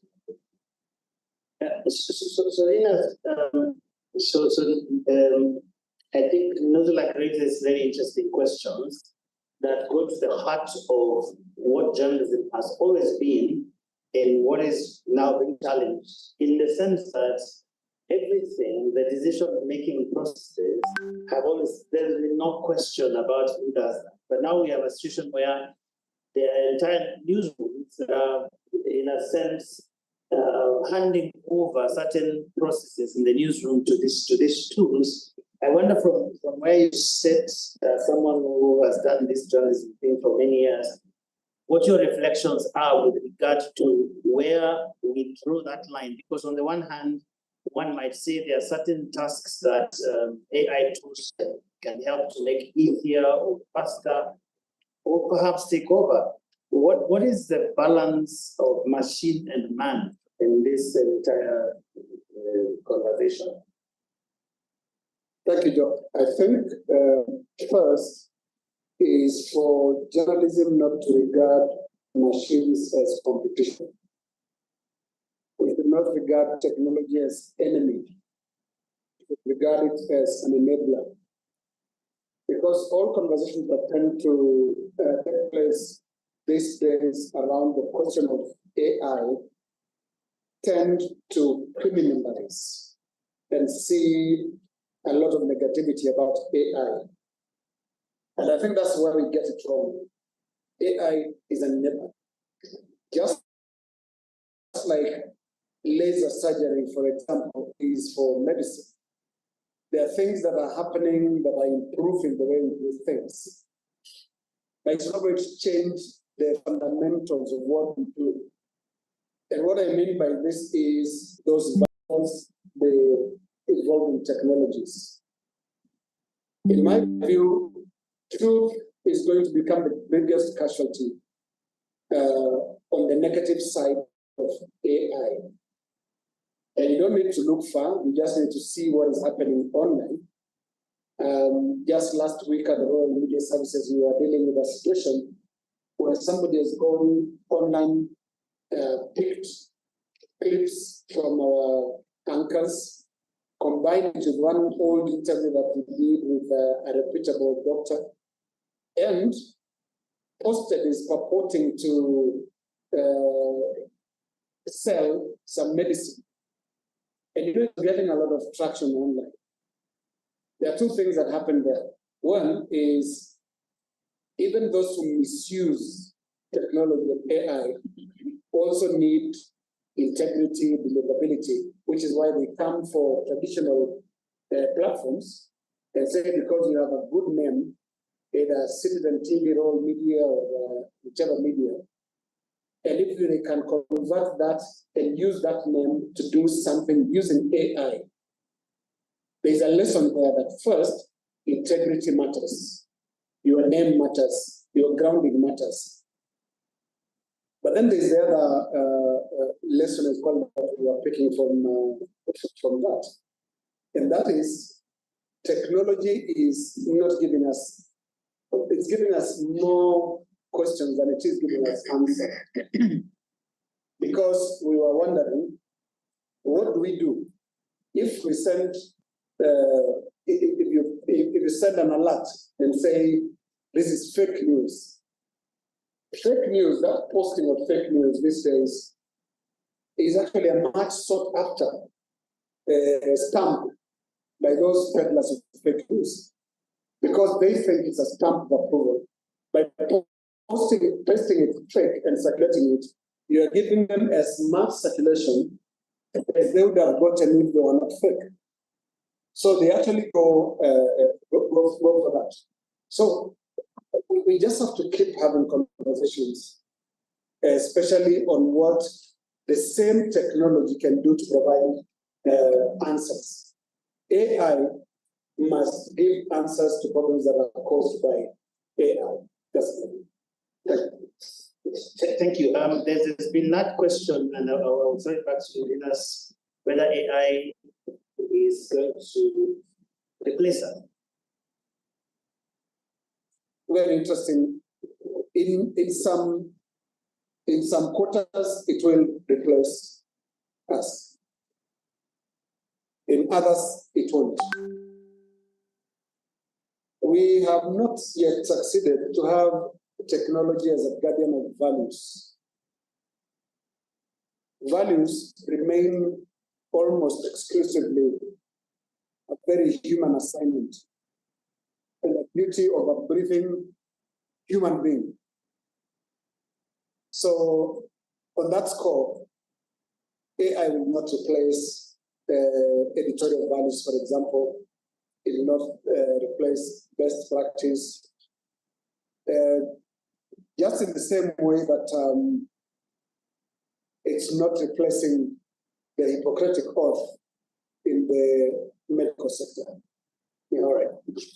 Thank you very much. Let me come to the regulation side of things. And Peter, one of the things that I think Nuzulak was mentioning is this idea of regulation running after technology. That there's so much that is already happening in this space, and regulation is not catching up fast enough. How big of a challenge is this, considering that there are huge ramifications that this, particularly Gen AI that we're discussing here, has for the practice of journalism, especially in a professional way? It's a real challenge, because especially in our context, where regulation still pretty much happens in silos, you know. Media.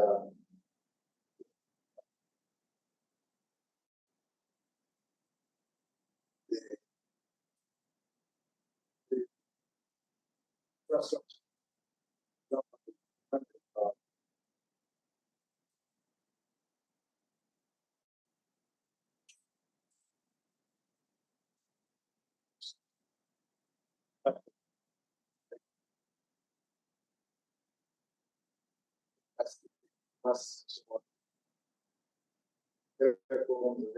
Media council is supposed to be the one in charge of the software issues, ethics, you know, transgression, and so on. So, where would you put the AI? Part of the AI. Because using infrastructure transgress the ethical standard, yeah, and yet the kind of regulation we have, the framework is dispersed. So those are some of the things that we have discussed as at research level to see what can we do about it. Could be said, most times, the speed at which the innovation is happening in terms of technology and so on is always ahead of regulation. In Uganda, we have the law of 1995, the Summit. Imagine 1995, 2023. In between there is the law that the law brought up for. So, imaginatively, then you must have rules. If the law is not changing, you must have regulations all the time, updating them, quite catch up.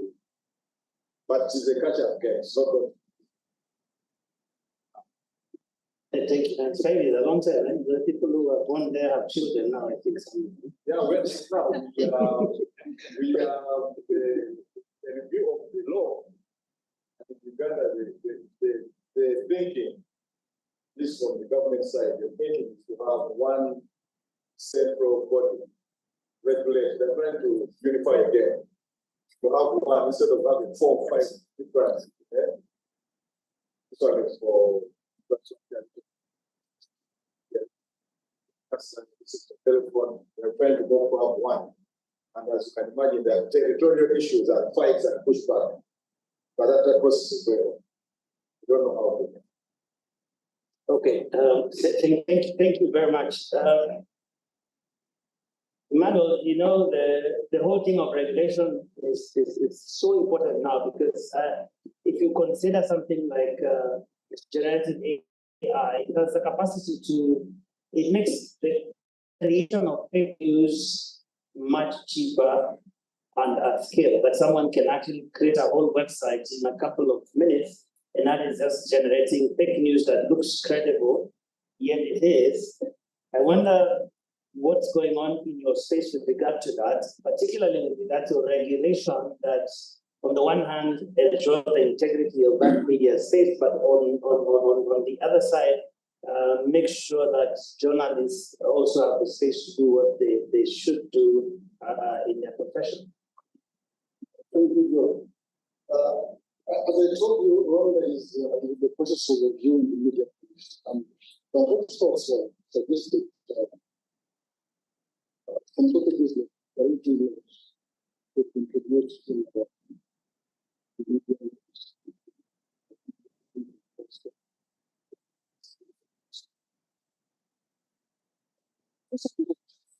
the questions.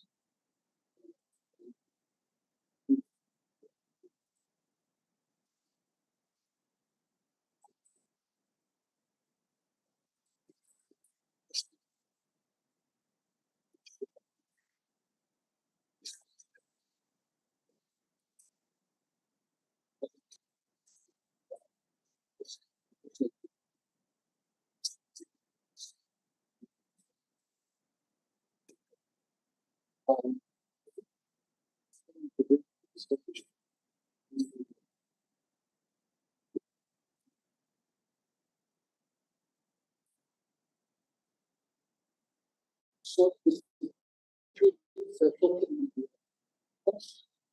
can make all these AI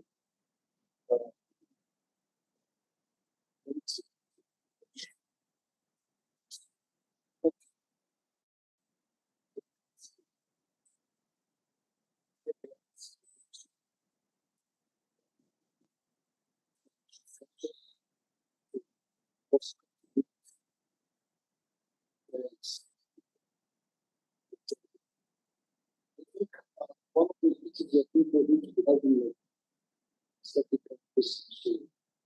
suggestion to try it. Office petition, something of course. Straight enough, even because anything goes wrong,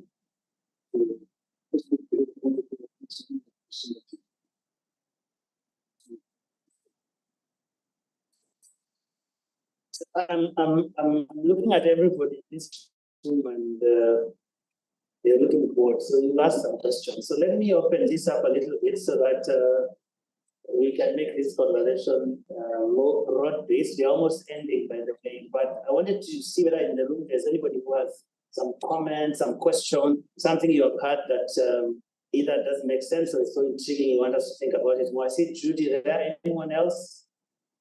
All right, great. Any other? Kuna watu online, lakini maswali yao kuna mtu. Is there anyone? Oh, they can be here. Yeah, we can hear.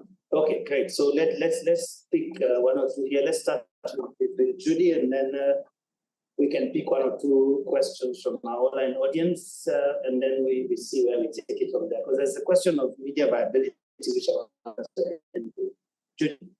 Yeah, so one of the things that I've been wondering about with the AI is the business models for media houses. How do you see this, contributing to our quest for sustainability, considering that the biggest challenge that we have are the revenue basis that we're struggling with. So how will AI be able to contribute positively when we talk about media sustainability? All right, we can take.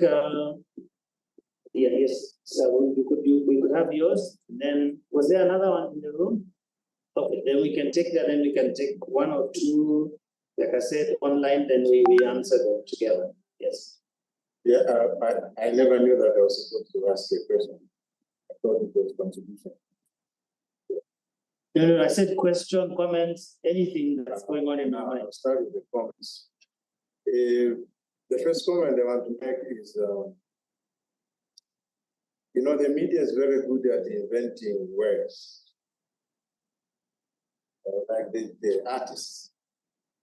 Now, but also they're finding an invention of words which you cannot even explain. For example, artificial intelligence doesn't make sense to me. We're supposed to call it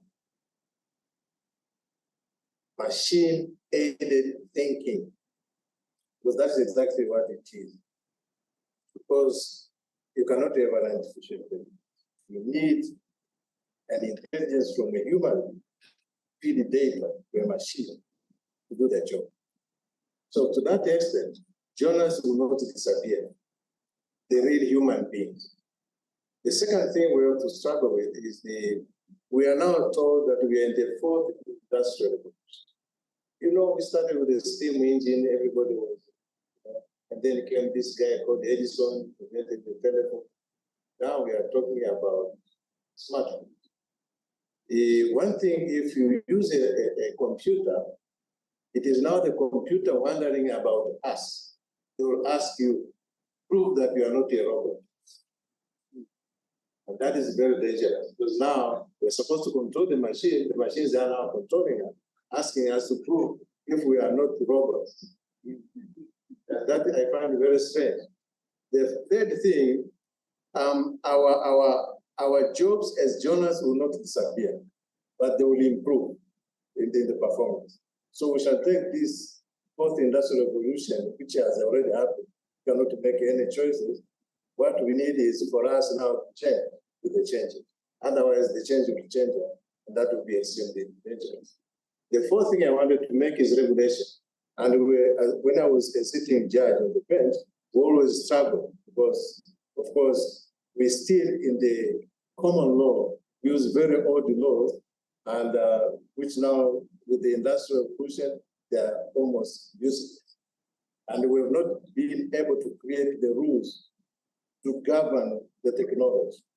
I'm told, and I need a confirmation, our friends in Kenya, they have started figuring out how to make a law on artificial intelligence. I need to be guided, because I think it will be the first country in Africa.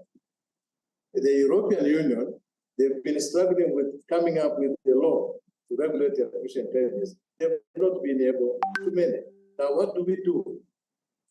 One thing, the journalists operating, of course, the technology is ahead of our regulatory framework. Now, what we are struggling with is whether we need new laws to regulate the technology. And that is a mammoth task. Lastly, I want to say something about the ethics and technology. Ethics is a quality of someone who has blood, not for machines. But you need someone who is ethical enough to feed the data which will abide by ethics. So that quality will remain a quality for human beings because they're supposed to be feeding data which abide by ethics. Machines do not have ethics. And for us as judges, our worry is who has caused the trouble? Is it the machine or the person who fed the data into the machine? So lies will remain to be lies. Machines cannot tell lies. Those garbage in, garbage out. Thank you. Wow. That is so profound. That ethics is a function of people who have blood, or beings with some blood flowing in their veins. Very interesting. Let's take some thoughts from our online audience. I don't know whether we can enable a few of them to ask questions. Please do introduce yourself and where you're joining from.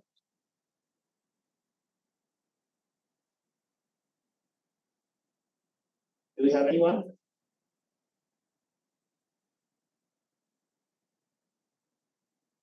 You can take your question as you raise.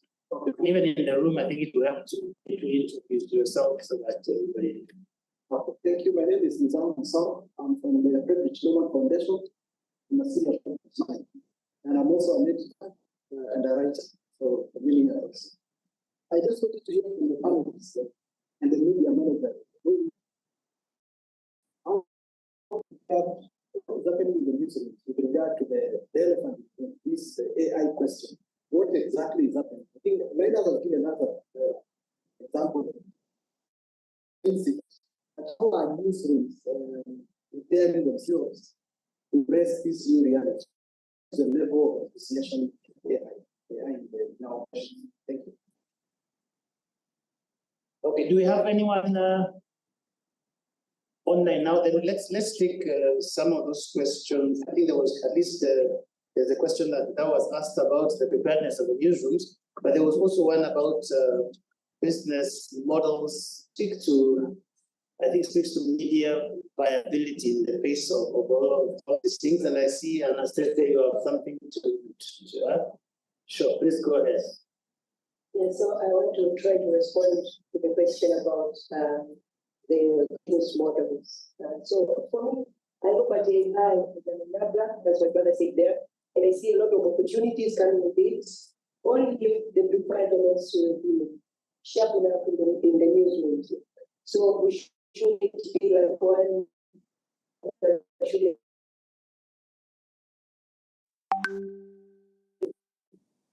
Even an old guy, yeah, the Generation X, I think, and was saying to advise the government to stop the use of ChatGPT to students. This is a PhD subject. And I was like, oh my goodness, where are we? Yeah, because we have been in the denial stage for a long time.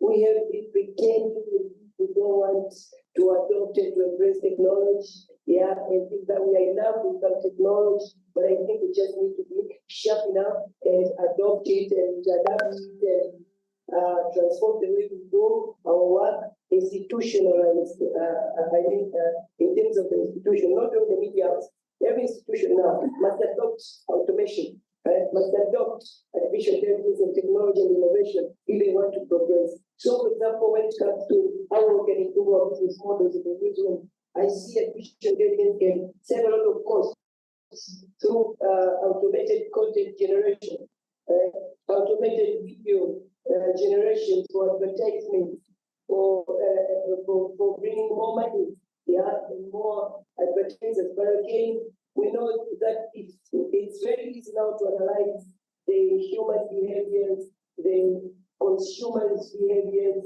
using AI, so we can tailor-make special contents and advertisement for special groups of people using AI after we've done our proper analysis of preferences and behaviors of our customers. But again, language translation is also something that we can do. For example, us at Tourism, we were having contracts with translators.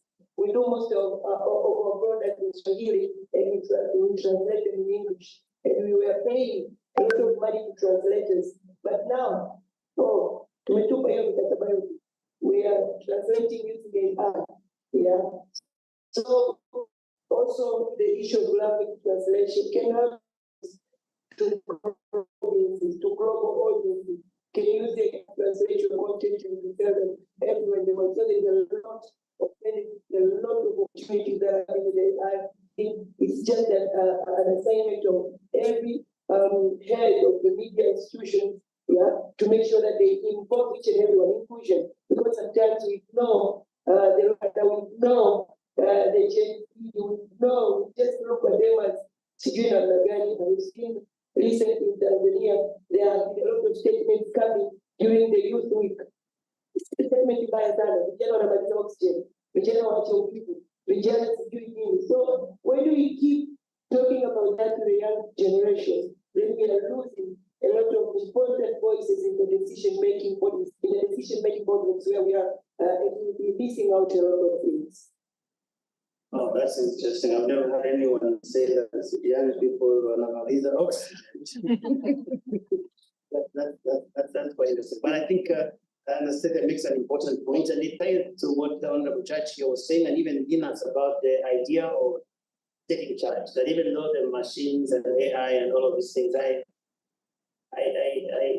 had a question asked whether AI would replace people, and someone said, no, it will not, but the people who use AI will. So if you may not be replaced by AI, but be replaced by the people who use AI. I think that's an interesting way of looking at it. But there's a question in us for newsrooms preparedness in terms of how they engage with AI, for example, because it's a big thing that has good use cases for media, but also potential pitfalls. So in terms of developing some frameworks, where are we with that?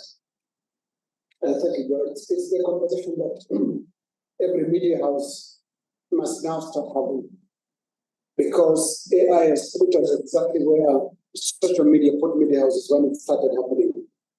Because when social media hit the scene, we now started having media houses having conversations about social media policies that will then guide how the media house applies social media to its news coverage and news dissemination processes. That's where we are now. AI is here. And what this means is even our editorial policies and guidelines will now have to reflect that. We now have to have an element of how do you use AI? What do we tell reporters when they're coming in at entry level?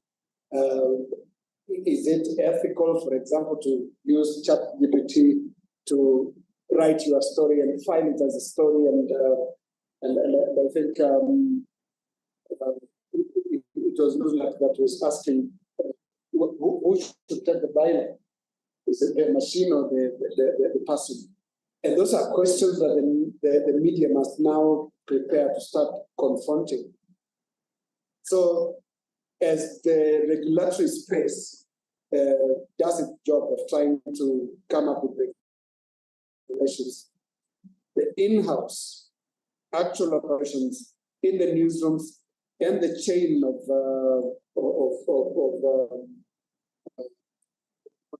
gatekeeping when it comes to content, we'll also have to confront the question of what are the guidelines, what are the policies that should govern that.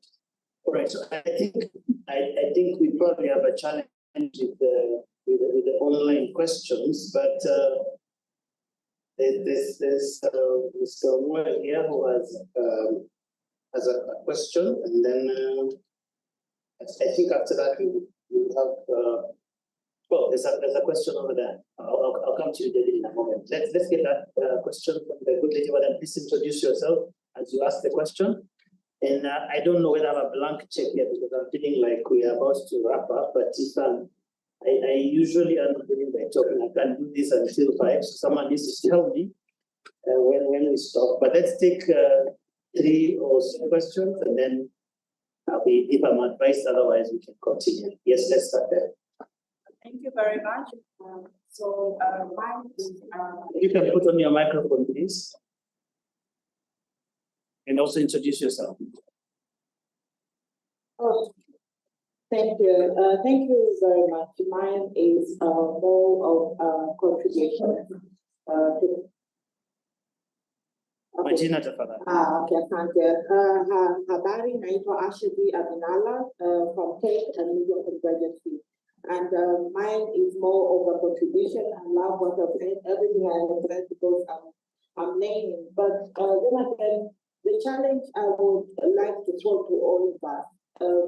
When we talk about technology, we're talking about AI, we're talking about technology. I think it is very important for us to grasp the technology itself when it comes to digital practices as media houses has been very challenging. And now then, yes, we look to AI. One of the best internalized ways which the media houses can play is making sure that now the media house, you want to do everything figuring as a media house, you find everything when it comes to what the journalist is contributing or what the journalist is saying outside there. For the first time, we have a technology that can never move a journalist. That the technology might be that at the media house, my journalist has a journalist themselves and can enhance his capacity. So one of the challenges we throw out there, while media houses are really contributing and looking at how we can have guidelines, Mr. Taylor, we don't have the guidelines, like think about that we don't have the guidelines. So while we're looking at guidelines, how does the media throw back to the journalists internally to make sure that the capacitation individually in ways we can also enhance and add on to the media house? I think that's a conversation that has also to be dealt with in at this past comprehensive. Thank you. Thank you very much. Yes, sir. Morning, morning. Good afternoon. My name is Deodatus Salile. I'm the chairperson of the Diaspora and the vice president for Eastern African Society. This issue of AI, we kept on discussing it now and then. And for me, myself, I look at it as an enabler. It's a tool which can help to sharpen the working environment for the journalists. Maybe I can take a little bit. In Africa, we have started Egypt is chairing the task force for AI integration in Africa. And Egypt is deputized by Uganda. In Kenya, I understand they have just a draft, no more than that. In Tanzania, we have nothing on the table. And we are currently depending on the data, the authority, that Personal Data Protection Act is what we are using to navigate AI, which I think is not the right tool you need to have a task force in place to start thinking about policies or whatsoever. The main thing that as journalists we need to have is training. There is no way we are going to push away the fear of AI without training our editors, without training our journalists. And once these people are trained to know how it works, how it can be of help to them to do it better. To answer the questions which have been posed by Karinaki, that if you use AI to write the story, who will be given the buy-in? And if you are taken to court, who will be sued? The computer or the composer of that? I call it composing. It's not a question of writing where you're using AI. And it's the same problem they are experiencing at the unis. Some guys want to write their papers by using AI. And by the time you are awarded the qualification, be it master's, by thesis, be it PhD, you are asking about the methodology, how you collected the data, the analysis. At the end of the day, you know nothing. So we need to train our people to use AI as a tool to achieve whatever they aim at. No fear should be grabbed. Let them be trained how to use AI to conduct their researches. You can look at AI as a platform, which is fast and kind of advanced compared to what we have with Google and other search engines. So we can use it as a search engine as a tool to sharpen our work instead of running away from AI. Thank you so much. Thank you. So I think we'll end with you, then we can wrap this up. So I wanted to the question from Kenya has done a set of task force to develop guidelines on the use of AI that are constituted. That is the task force to gather information and get to know what this AI is very useful. Unfortunately, is that with the generative AI, where we have the ability to scan multiple servers and many billions of servers, even if we have an ethical content in the AI can be decide itself to go once versus to young sometime. But when they say it scans billions of servers across the world,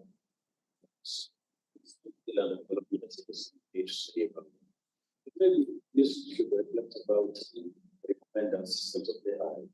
One would be you are there today when you get an invite to an event, and then I tells you you are important material not being found place. You want to send a bill today. Your kind of application has not been used today. You want to use that today. So it comes and offers the solution right away. And you find maybe you want your talk for the latter. There is an event at say Jamon Pakarush. Addressing the media and you are live in the last you just live and all many things that AI can use. That's information. Definitely look at AI at the West Publish where say international holiday and must be a research. Immediately after that, they are ready with the story for the news because it's a research. And it can give you 4 story angles. You have to talk about this, about that. So after that, it's the story there.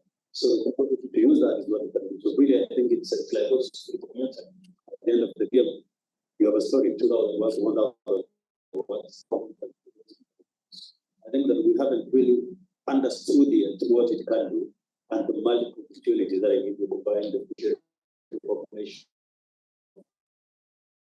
And now, with the Muslim population, I was watching debates between Trump being moderated by and it lasted 1 hour 45 minutes. One asks a question and the other replies, airtime and all that. So it's big for us to really take time to understand and know very proper for us, and we get a bit into it as well. It's really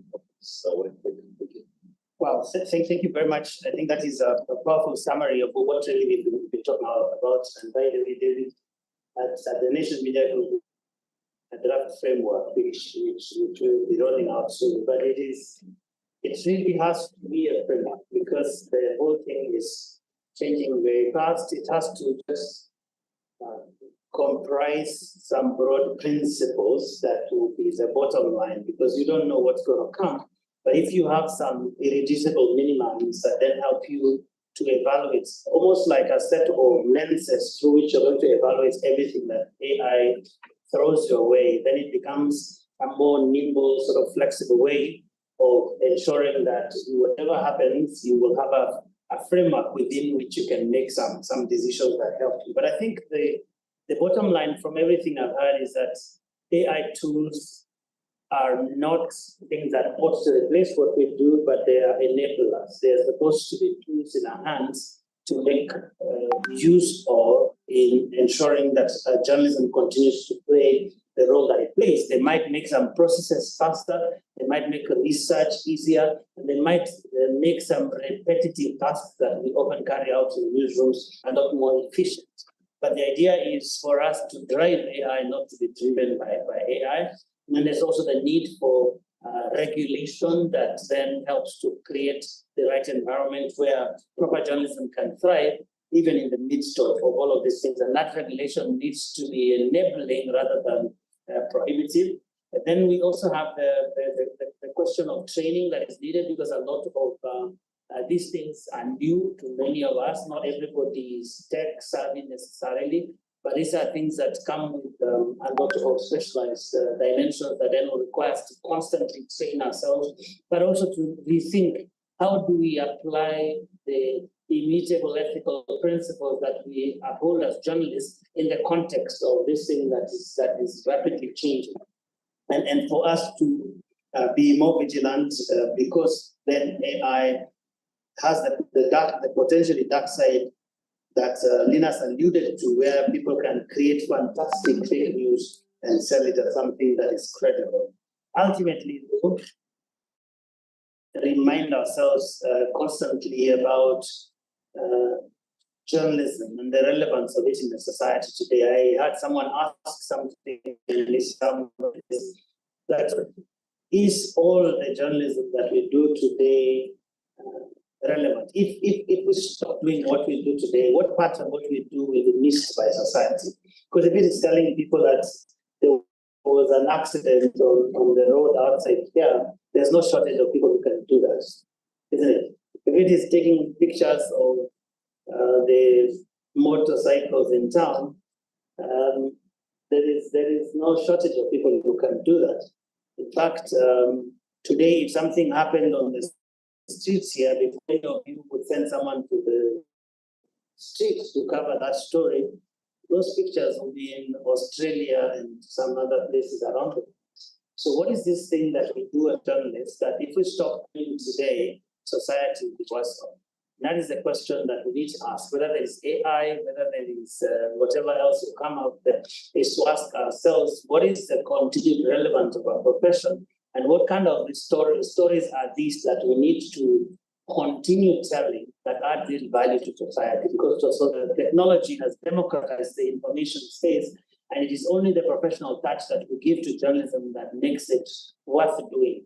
Otherwise, if it is just merely telling people, oh, this and the other thing happens, I think now we know that even a machine can sit somewhere and compose, as the others have told us, or generate something that looks like a story written by a human being. So let us reflect on this technology from the perspective of why we do journalism in the first place. Let me end it there and just hand this program back to, I don't know where Victor is. So thank you very much.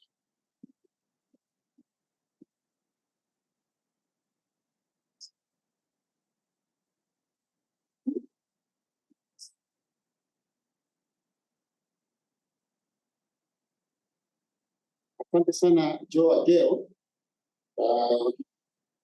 Umeitendea haki huku kwetu, tunasema umeitendea haki hiyo topic, lakini pia ni washukuru Emmanuel Mugisha kutoka Rwanda Media Commission, Advocate Peter Okelo kutoka Media Council of Uganda, Linus Kakai kutoka Royal Media Services Kenya, Muzwak Dawson kutoka Nukta Africa, Anastasia Rugaba kutoka Kaweza East Africa. Asanteni sana kwa mmetulisha madini. Tunashukuru, tutayafanyia kazi kwa kadiri ndivyo tugawia. Niwaombe tena tuwapigie makofi wenzetu ambao wamemaliza pande.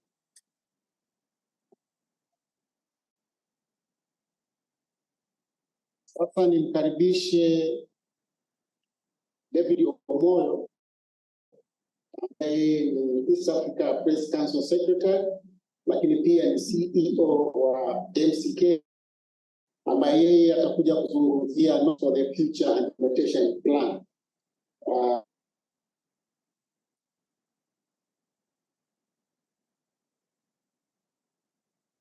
Karibu David.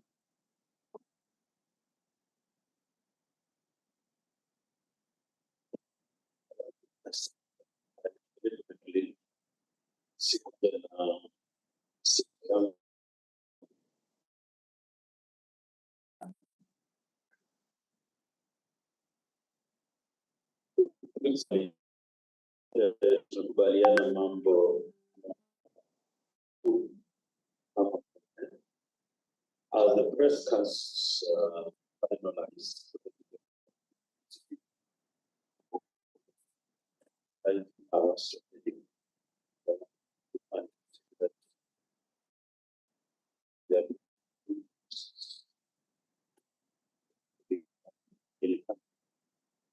then launch it.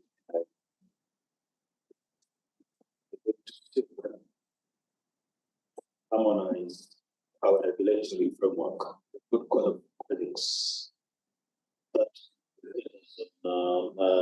journalists conduct media regulations and all. There is no need that a person accredited by the Media Council of Kenya needs to be accredited afresh to do work in Uganda and do this afresh in Rwanda, yet at the political levels, economic relationship. We have guidelines. Thank you very much for agreeing to host the Uganda in the next few days. Yes, as the whole idea was that we have the regulatory framework, a common code of ethics that cuts across, so that an accredited journalist in Tanzania or Rwanda does not need new accreditation to come to Kenya and all that, because it's different. The fees we charge for the accreditation card and all that is too broad. So a code of ethics that is applicable across the region and the accreditation process. And then we'll say after that we will seek to do strategic academic reflections, especially from scholars and media experts that the media. So here we strategic plan, I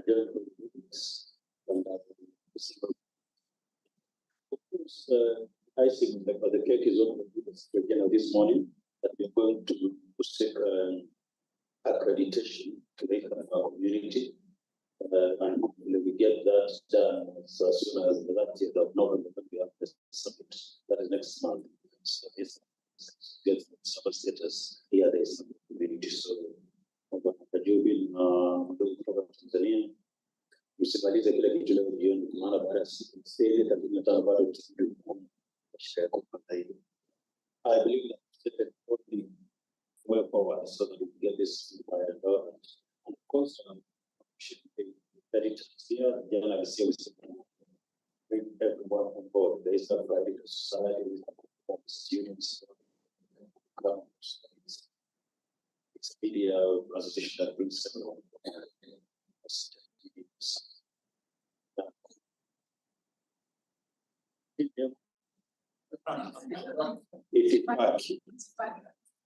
Sio kwa kufaisha pale mamani. So yeah, that's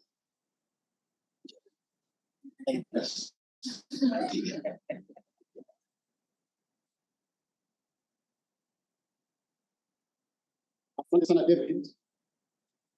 Kuhakikishie Kiswahili chako ni kizuri, sababu huwezi kutoka nje ukashindwa kuomba maji ukapata.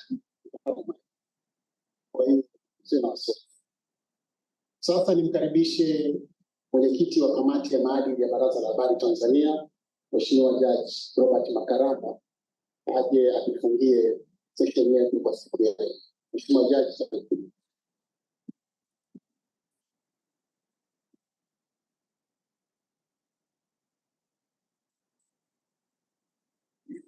Asante sana.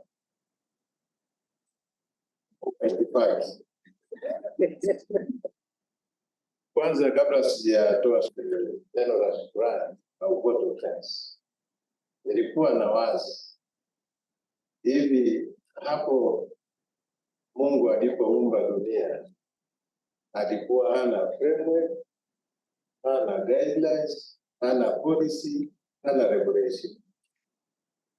Sasa sijajua aliwezaje ndani ya siku 7 create chaos kiasi. Sasa hivi tunawaza kuhusu artificial intelligence. Hatuna framework, hatuna guidelines, hatuna regulation, but the chaos is already happening.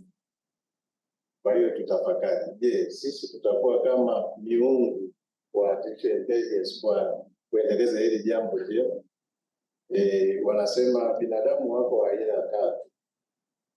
Those keep on wondering what is happening. Those who cause things to happen, and those who wonder what has happened.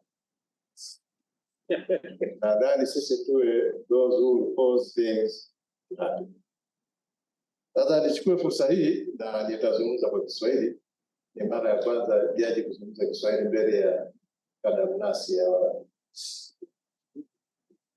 Kwanza nichukue fursa hii, awali ya yote nimshukuru Mwenyezi Mungu mwingi wa huruma na rehema, kwa kubwa na ndogo ndogo, kwa kutuwezesha kufika hapa na kushiriki katika tukio hili la historia, na ametujalia afya njema na tutarejea mapetu tukiwa na afya njema na tuweze kuendeleza hili gurudumu lililoanzisha.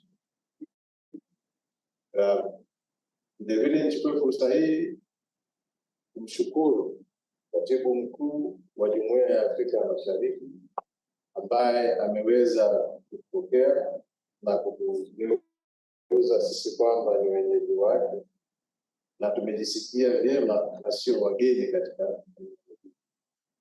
Vilevile nimshukuru makamu wake Dr. Irene Isaka kwa kutufungulia mkutano huu uliokuwa na mafanikio mema, na kwa ahadi zao walizotoa kama Jumuiya ya Afrika Mashariki na matarajio yetu ya kuweza sasa kupata nafasi ya kushiriki katika mikutano ya Jumuiya ya Afrika Mashariki ili tuweze kuwasilisha hoja zetu na ziweze kufanywa kazi. Vilevile nichukue fursa hii kushukuru ndugu zetu wa Frederick Norman Foundation walioko hapa, Judy na mwenzio, ambao wametuwezesha sisi tuweze kufika hapa na kutenda hili jambo jipya. Hakika huwa tunaepuka kusema neno donors, lakini tuseme ni development partners wetu, na mnatenda jambo jema, na nadhani tutaingia katika historia kwamba tumewezesha hili jambo kufanyika. Labda Judy nikwambie hili jengo ambalo tumekaa humu lilitolewa pesa kutoka serikali ya Ujerumani. Kwa hiyo nimeona jinsi gani ambavyo kuna ndugu yangu nilimwambia kwamba sio kwamba wanarejesha fadhila kwa utawala. Nadhani wanatenda kama binadamu ambao wanataka waone sisi tunaendelea kama wao walivyo. Watu nawashukuru sana. Vilevile nishukuru fursa hii kuwashukuru watu wa Ford Foundation ambao nao wametuwezesha kuwezesha kufika hapa na kuweza kutenda hili jambo. Na katika nyakati hizi ambapo fedha za kuendesha shughuli zinaendelea kupungua, ni jambo la kushukuru kwamba wameweza kujitolea na kutupa hicho kidogo ambacho tumeweza kufanyia kazi, na tunawaahidi kwamba wenyewe wameona matunda na tutafanyia kazi. Hakika imekuwa ni safari ndefu kutoka Kisumu mpaka Arusha, ni zaidi ya miaka 4, jambo ambalo kwa ndege ni dakika chache. Kwa tumeweza kutenda jambo la kihistoria, nadhani wote tumeshuhudia. Vilevile nipende kutoa shukrani zangu kwa wadau wetu ambao umefika hapa, lakini hususan ile kamati ya maandalizi ambayo imesimamiwa kwa ukamilifu kabisa na ndugu yetu Bwile na dada Ziada. Nadhani mwapigie makofi. Umeona hapa nimepata taarifa ambazo ni rasmi kutoka ndani kabisa ya kongamano hili kwamba wamekuwa wanafanya kazi usiku na mchana katika muda mfupi kuwezesha hili jambo, lakini hili lisingeweza kufanyika bila ushirikiano wa wadau wetu wengine na partners wetu. Na nipende fursa hii kuwashukuru ndugu zetu kutoka Rwanda, nchi ya milima 1000. Nilienda kule nikajaribu kuhesabu milima, sijafikisha moja, lakini nikushukuru sana kufikisha. Tutakuja tena pale Rwanda kuja kula ugali na samaki. Na nawashukuru sana ndugu zetu wa kutoka Uganda ambao kwa hapa yetu tuwakilishie na kwa wenzetu. Rais nadhani ametangulia kutokana na kutakiwa kurudi, lakini nadhani tutakuja vile Uganda kuja kuna kwa hiyo mtukaribishe. Tumeshakuwa East Africa, nadhani tunaweza kuwa tukaonyesha mfano mzuri zaidi kuliko hata wakuu wa nchi katika ushirikiano. Vile niwashukuru ndugu zetu ambao ni kutoka Kenya. Nilikuwa namuuliza ndugu yangu anipe ndugu yangu David Omonyo, lazima yawe majina mawili. Nikamuuliza hiyo MBS maana yake nilikuwa sijajua, akaniambia Moran Spear, Moran of the Burning Spear. Si kama mlikuwa mnajua maana ya MBS. Hiyo ni heshima aliyopewa na taifa la Kenya kwa utendaji wake kazi ambao ni yangu, kwa sababu vile uko kwenye hiyo secretariat yetu, na nadhani ni jambo jema. Huyu mtoto wetu alizaliwa kule Kenya na sasa amekuja Tanzania, ameanza kutembea. Nadhani tukifika Uganda atakuwa anakimbia, na ile ni jambo zuri ambalo tutalipenda kulishukuru. Vile nichukue fursa hii kuwashukuru ndugu zetu ambao pamoja na kwamba kuweza kuwepo hapa, ya kwanza ilitokea ilitakiwa yangu wa citizen tuwape hapa kwa 5G tuwaone physically imaginary, lakini siweze kuwagusa. Hiyo ilifanyika, mtu anaonekana lakini huwezi kugusa. Nikawa nadhani kwamba ule uchai sasa umekuwa uchai wa kizungu.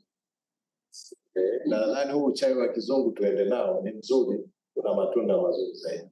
Ndugu yangu ya citizen ya Kenya, tunaipenda citizen ya Kenya kwa jambo moja tu, hadithi na michezo ya kuigiza na Kiswahili chenu kilicho cha Mombasa. Kwa hili ni challenge tuletee kwa media councils nyingine, wajitahidi kuleta Kiswahili kilichonyooka. Tanzania ina watu milioni 62. Soko sio dogo. Nadhani tukiongeza hili soko litakuwa vizuri sana. Tujidai zaidi na lugha yetu ya asili, na kwamba hamjui Kiswahili asilimia 70 ni Kiarabu. Kwa hiyo haina mmiliki kama ambavyo ilipo. Kwa hiyo huwezi kusema yule ni Kikuyu anazungumza Kikuyu. Hakuna hilo jambo. Nadhani ndio maana Tanzania tumeweza kukubali, kwa sababu hiyo hakina association na kabila lolote. Tanzania tuna makabila 120. Kwa hiyo hakina association na kimekubalika. Najua ndugu zetu wa Uganda wanasema hii ni lugha ya wezi kwa sababu ya history kuwepo, lakini nadhani ni lugha ya wakombozi. Na Uganda wanatutalia na tuambia tuletea watu hapa mmetugaia, ilibidi mwachukue waondoke sasa, mtuletee watu wengine. Sitaendelea zaidi ya hapa. Sasa ndugu yangu, ni washukuru tena vile vile, na nadhani sio mwisho. Ndugu yangu Kajubi nitamshukuru baadaye, sababu yeye ni mwenyeji. Ndugu yangu Victor Bwire ambaye nadhani sasa hivi ni Mtanzania by inclination, kwa Media Council, na ndugu yangu Paul Malingo, umetuendeshea hili kongamano vizuri sana na tumekuwa tunashiriki bila kusinzia. Mungu awabariki sana. Sasa nadhani baada ya kusema hayo, nichukue fursa hii vile vile nimshukuru ndugu yangu sana Kajubi Mkajanga ambaye kama mlivyoona alikuwa haja na katika vitu ambavyo vilikuwa vinamtesa, ataacha legacy gani? Manake anamaliza muda wake kwenye Media Council, ataacha legacy gani ndani ya nchi na kwenye Afrika Mashariki? Na ndugu yangu Kajubi umefanikiwa kwa kubariki. Lakini mafanikio haya yasingewezekana bila ushirikiano wetu ambao nadhani tukiuendeleza tutaweza kuinyanyua hili jambo kwa haraka sana. Sasa kabla sijamaliza, nadhani ndugu zangu, nichukue fursa hii vile vile kuwashukuru waandishi wote wa habari, na kwa hiyo ambaye sijamtaja sio muhimu kwa sababu ya muda ambao nimepata, ningependa kutaja kila mmoja wao hapa, lakini itoshe tu kwamba natambua ushiriki wenu, tunawashukuru kwa kuja, na nimalizie kusema kwamba Mungu awabariki na mweze kurejea nyumbani kwenu, kaendeleze kazi na hapo tuweze kuijenga Afrika Mashariki. Asante sana kwa kusikiliza, na kwa sababu Kajubi hajasema, lakini nadhani nimepata fursa hii na nashukuru kwa fursa hii ya kusema kwamba sasa kongamano hili naliahirisha, tutakutana Uganda. Asante sana.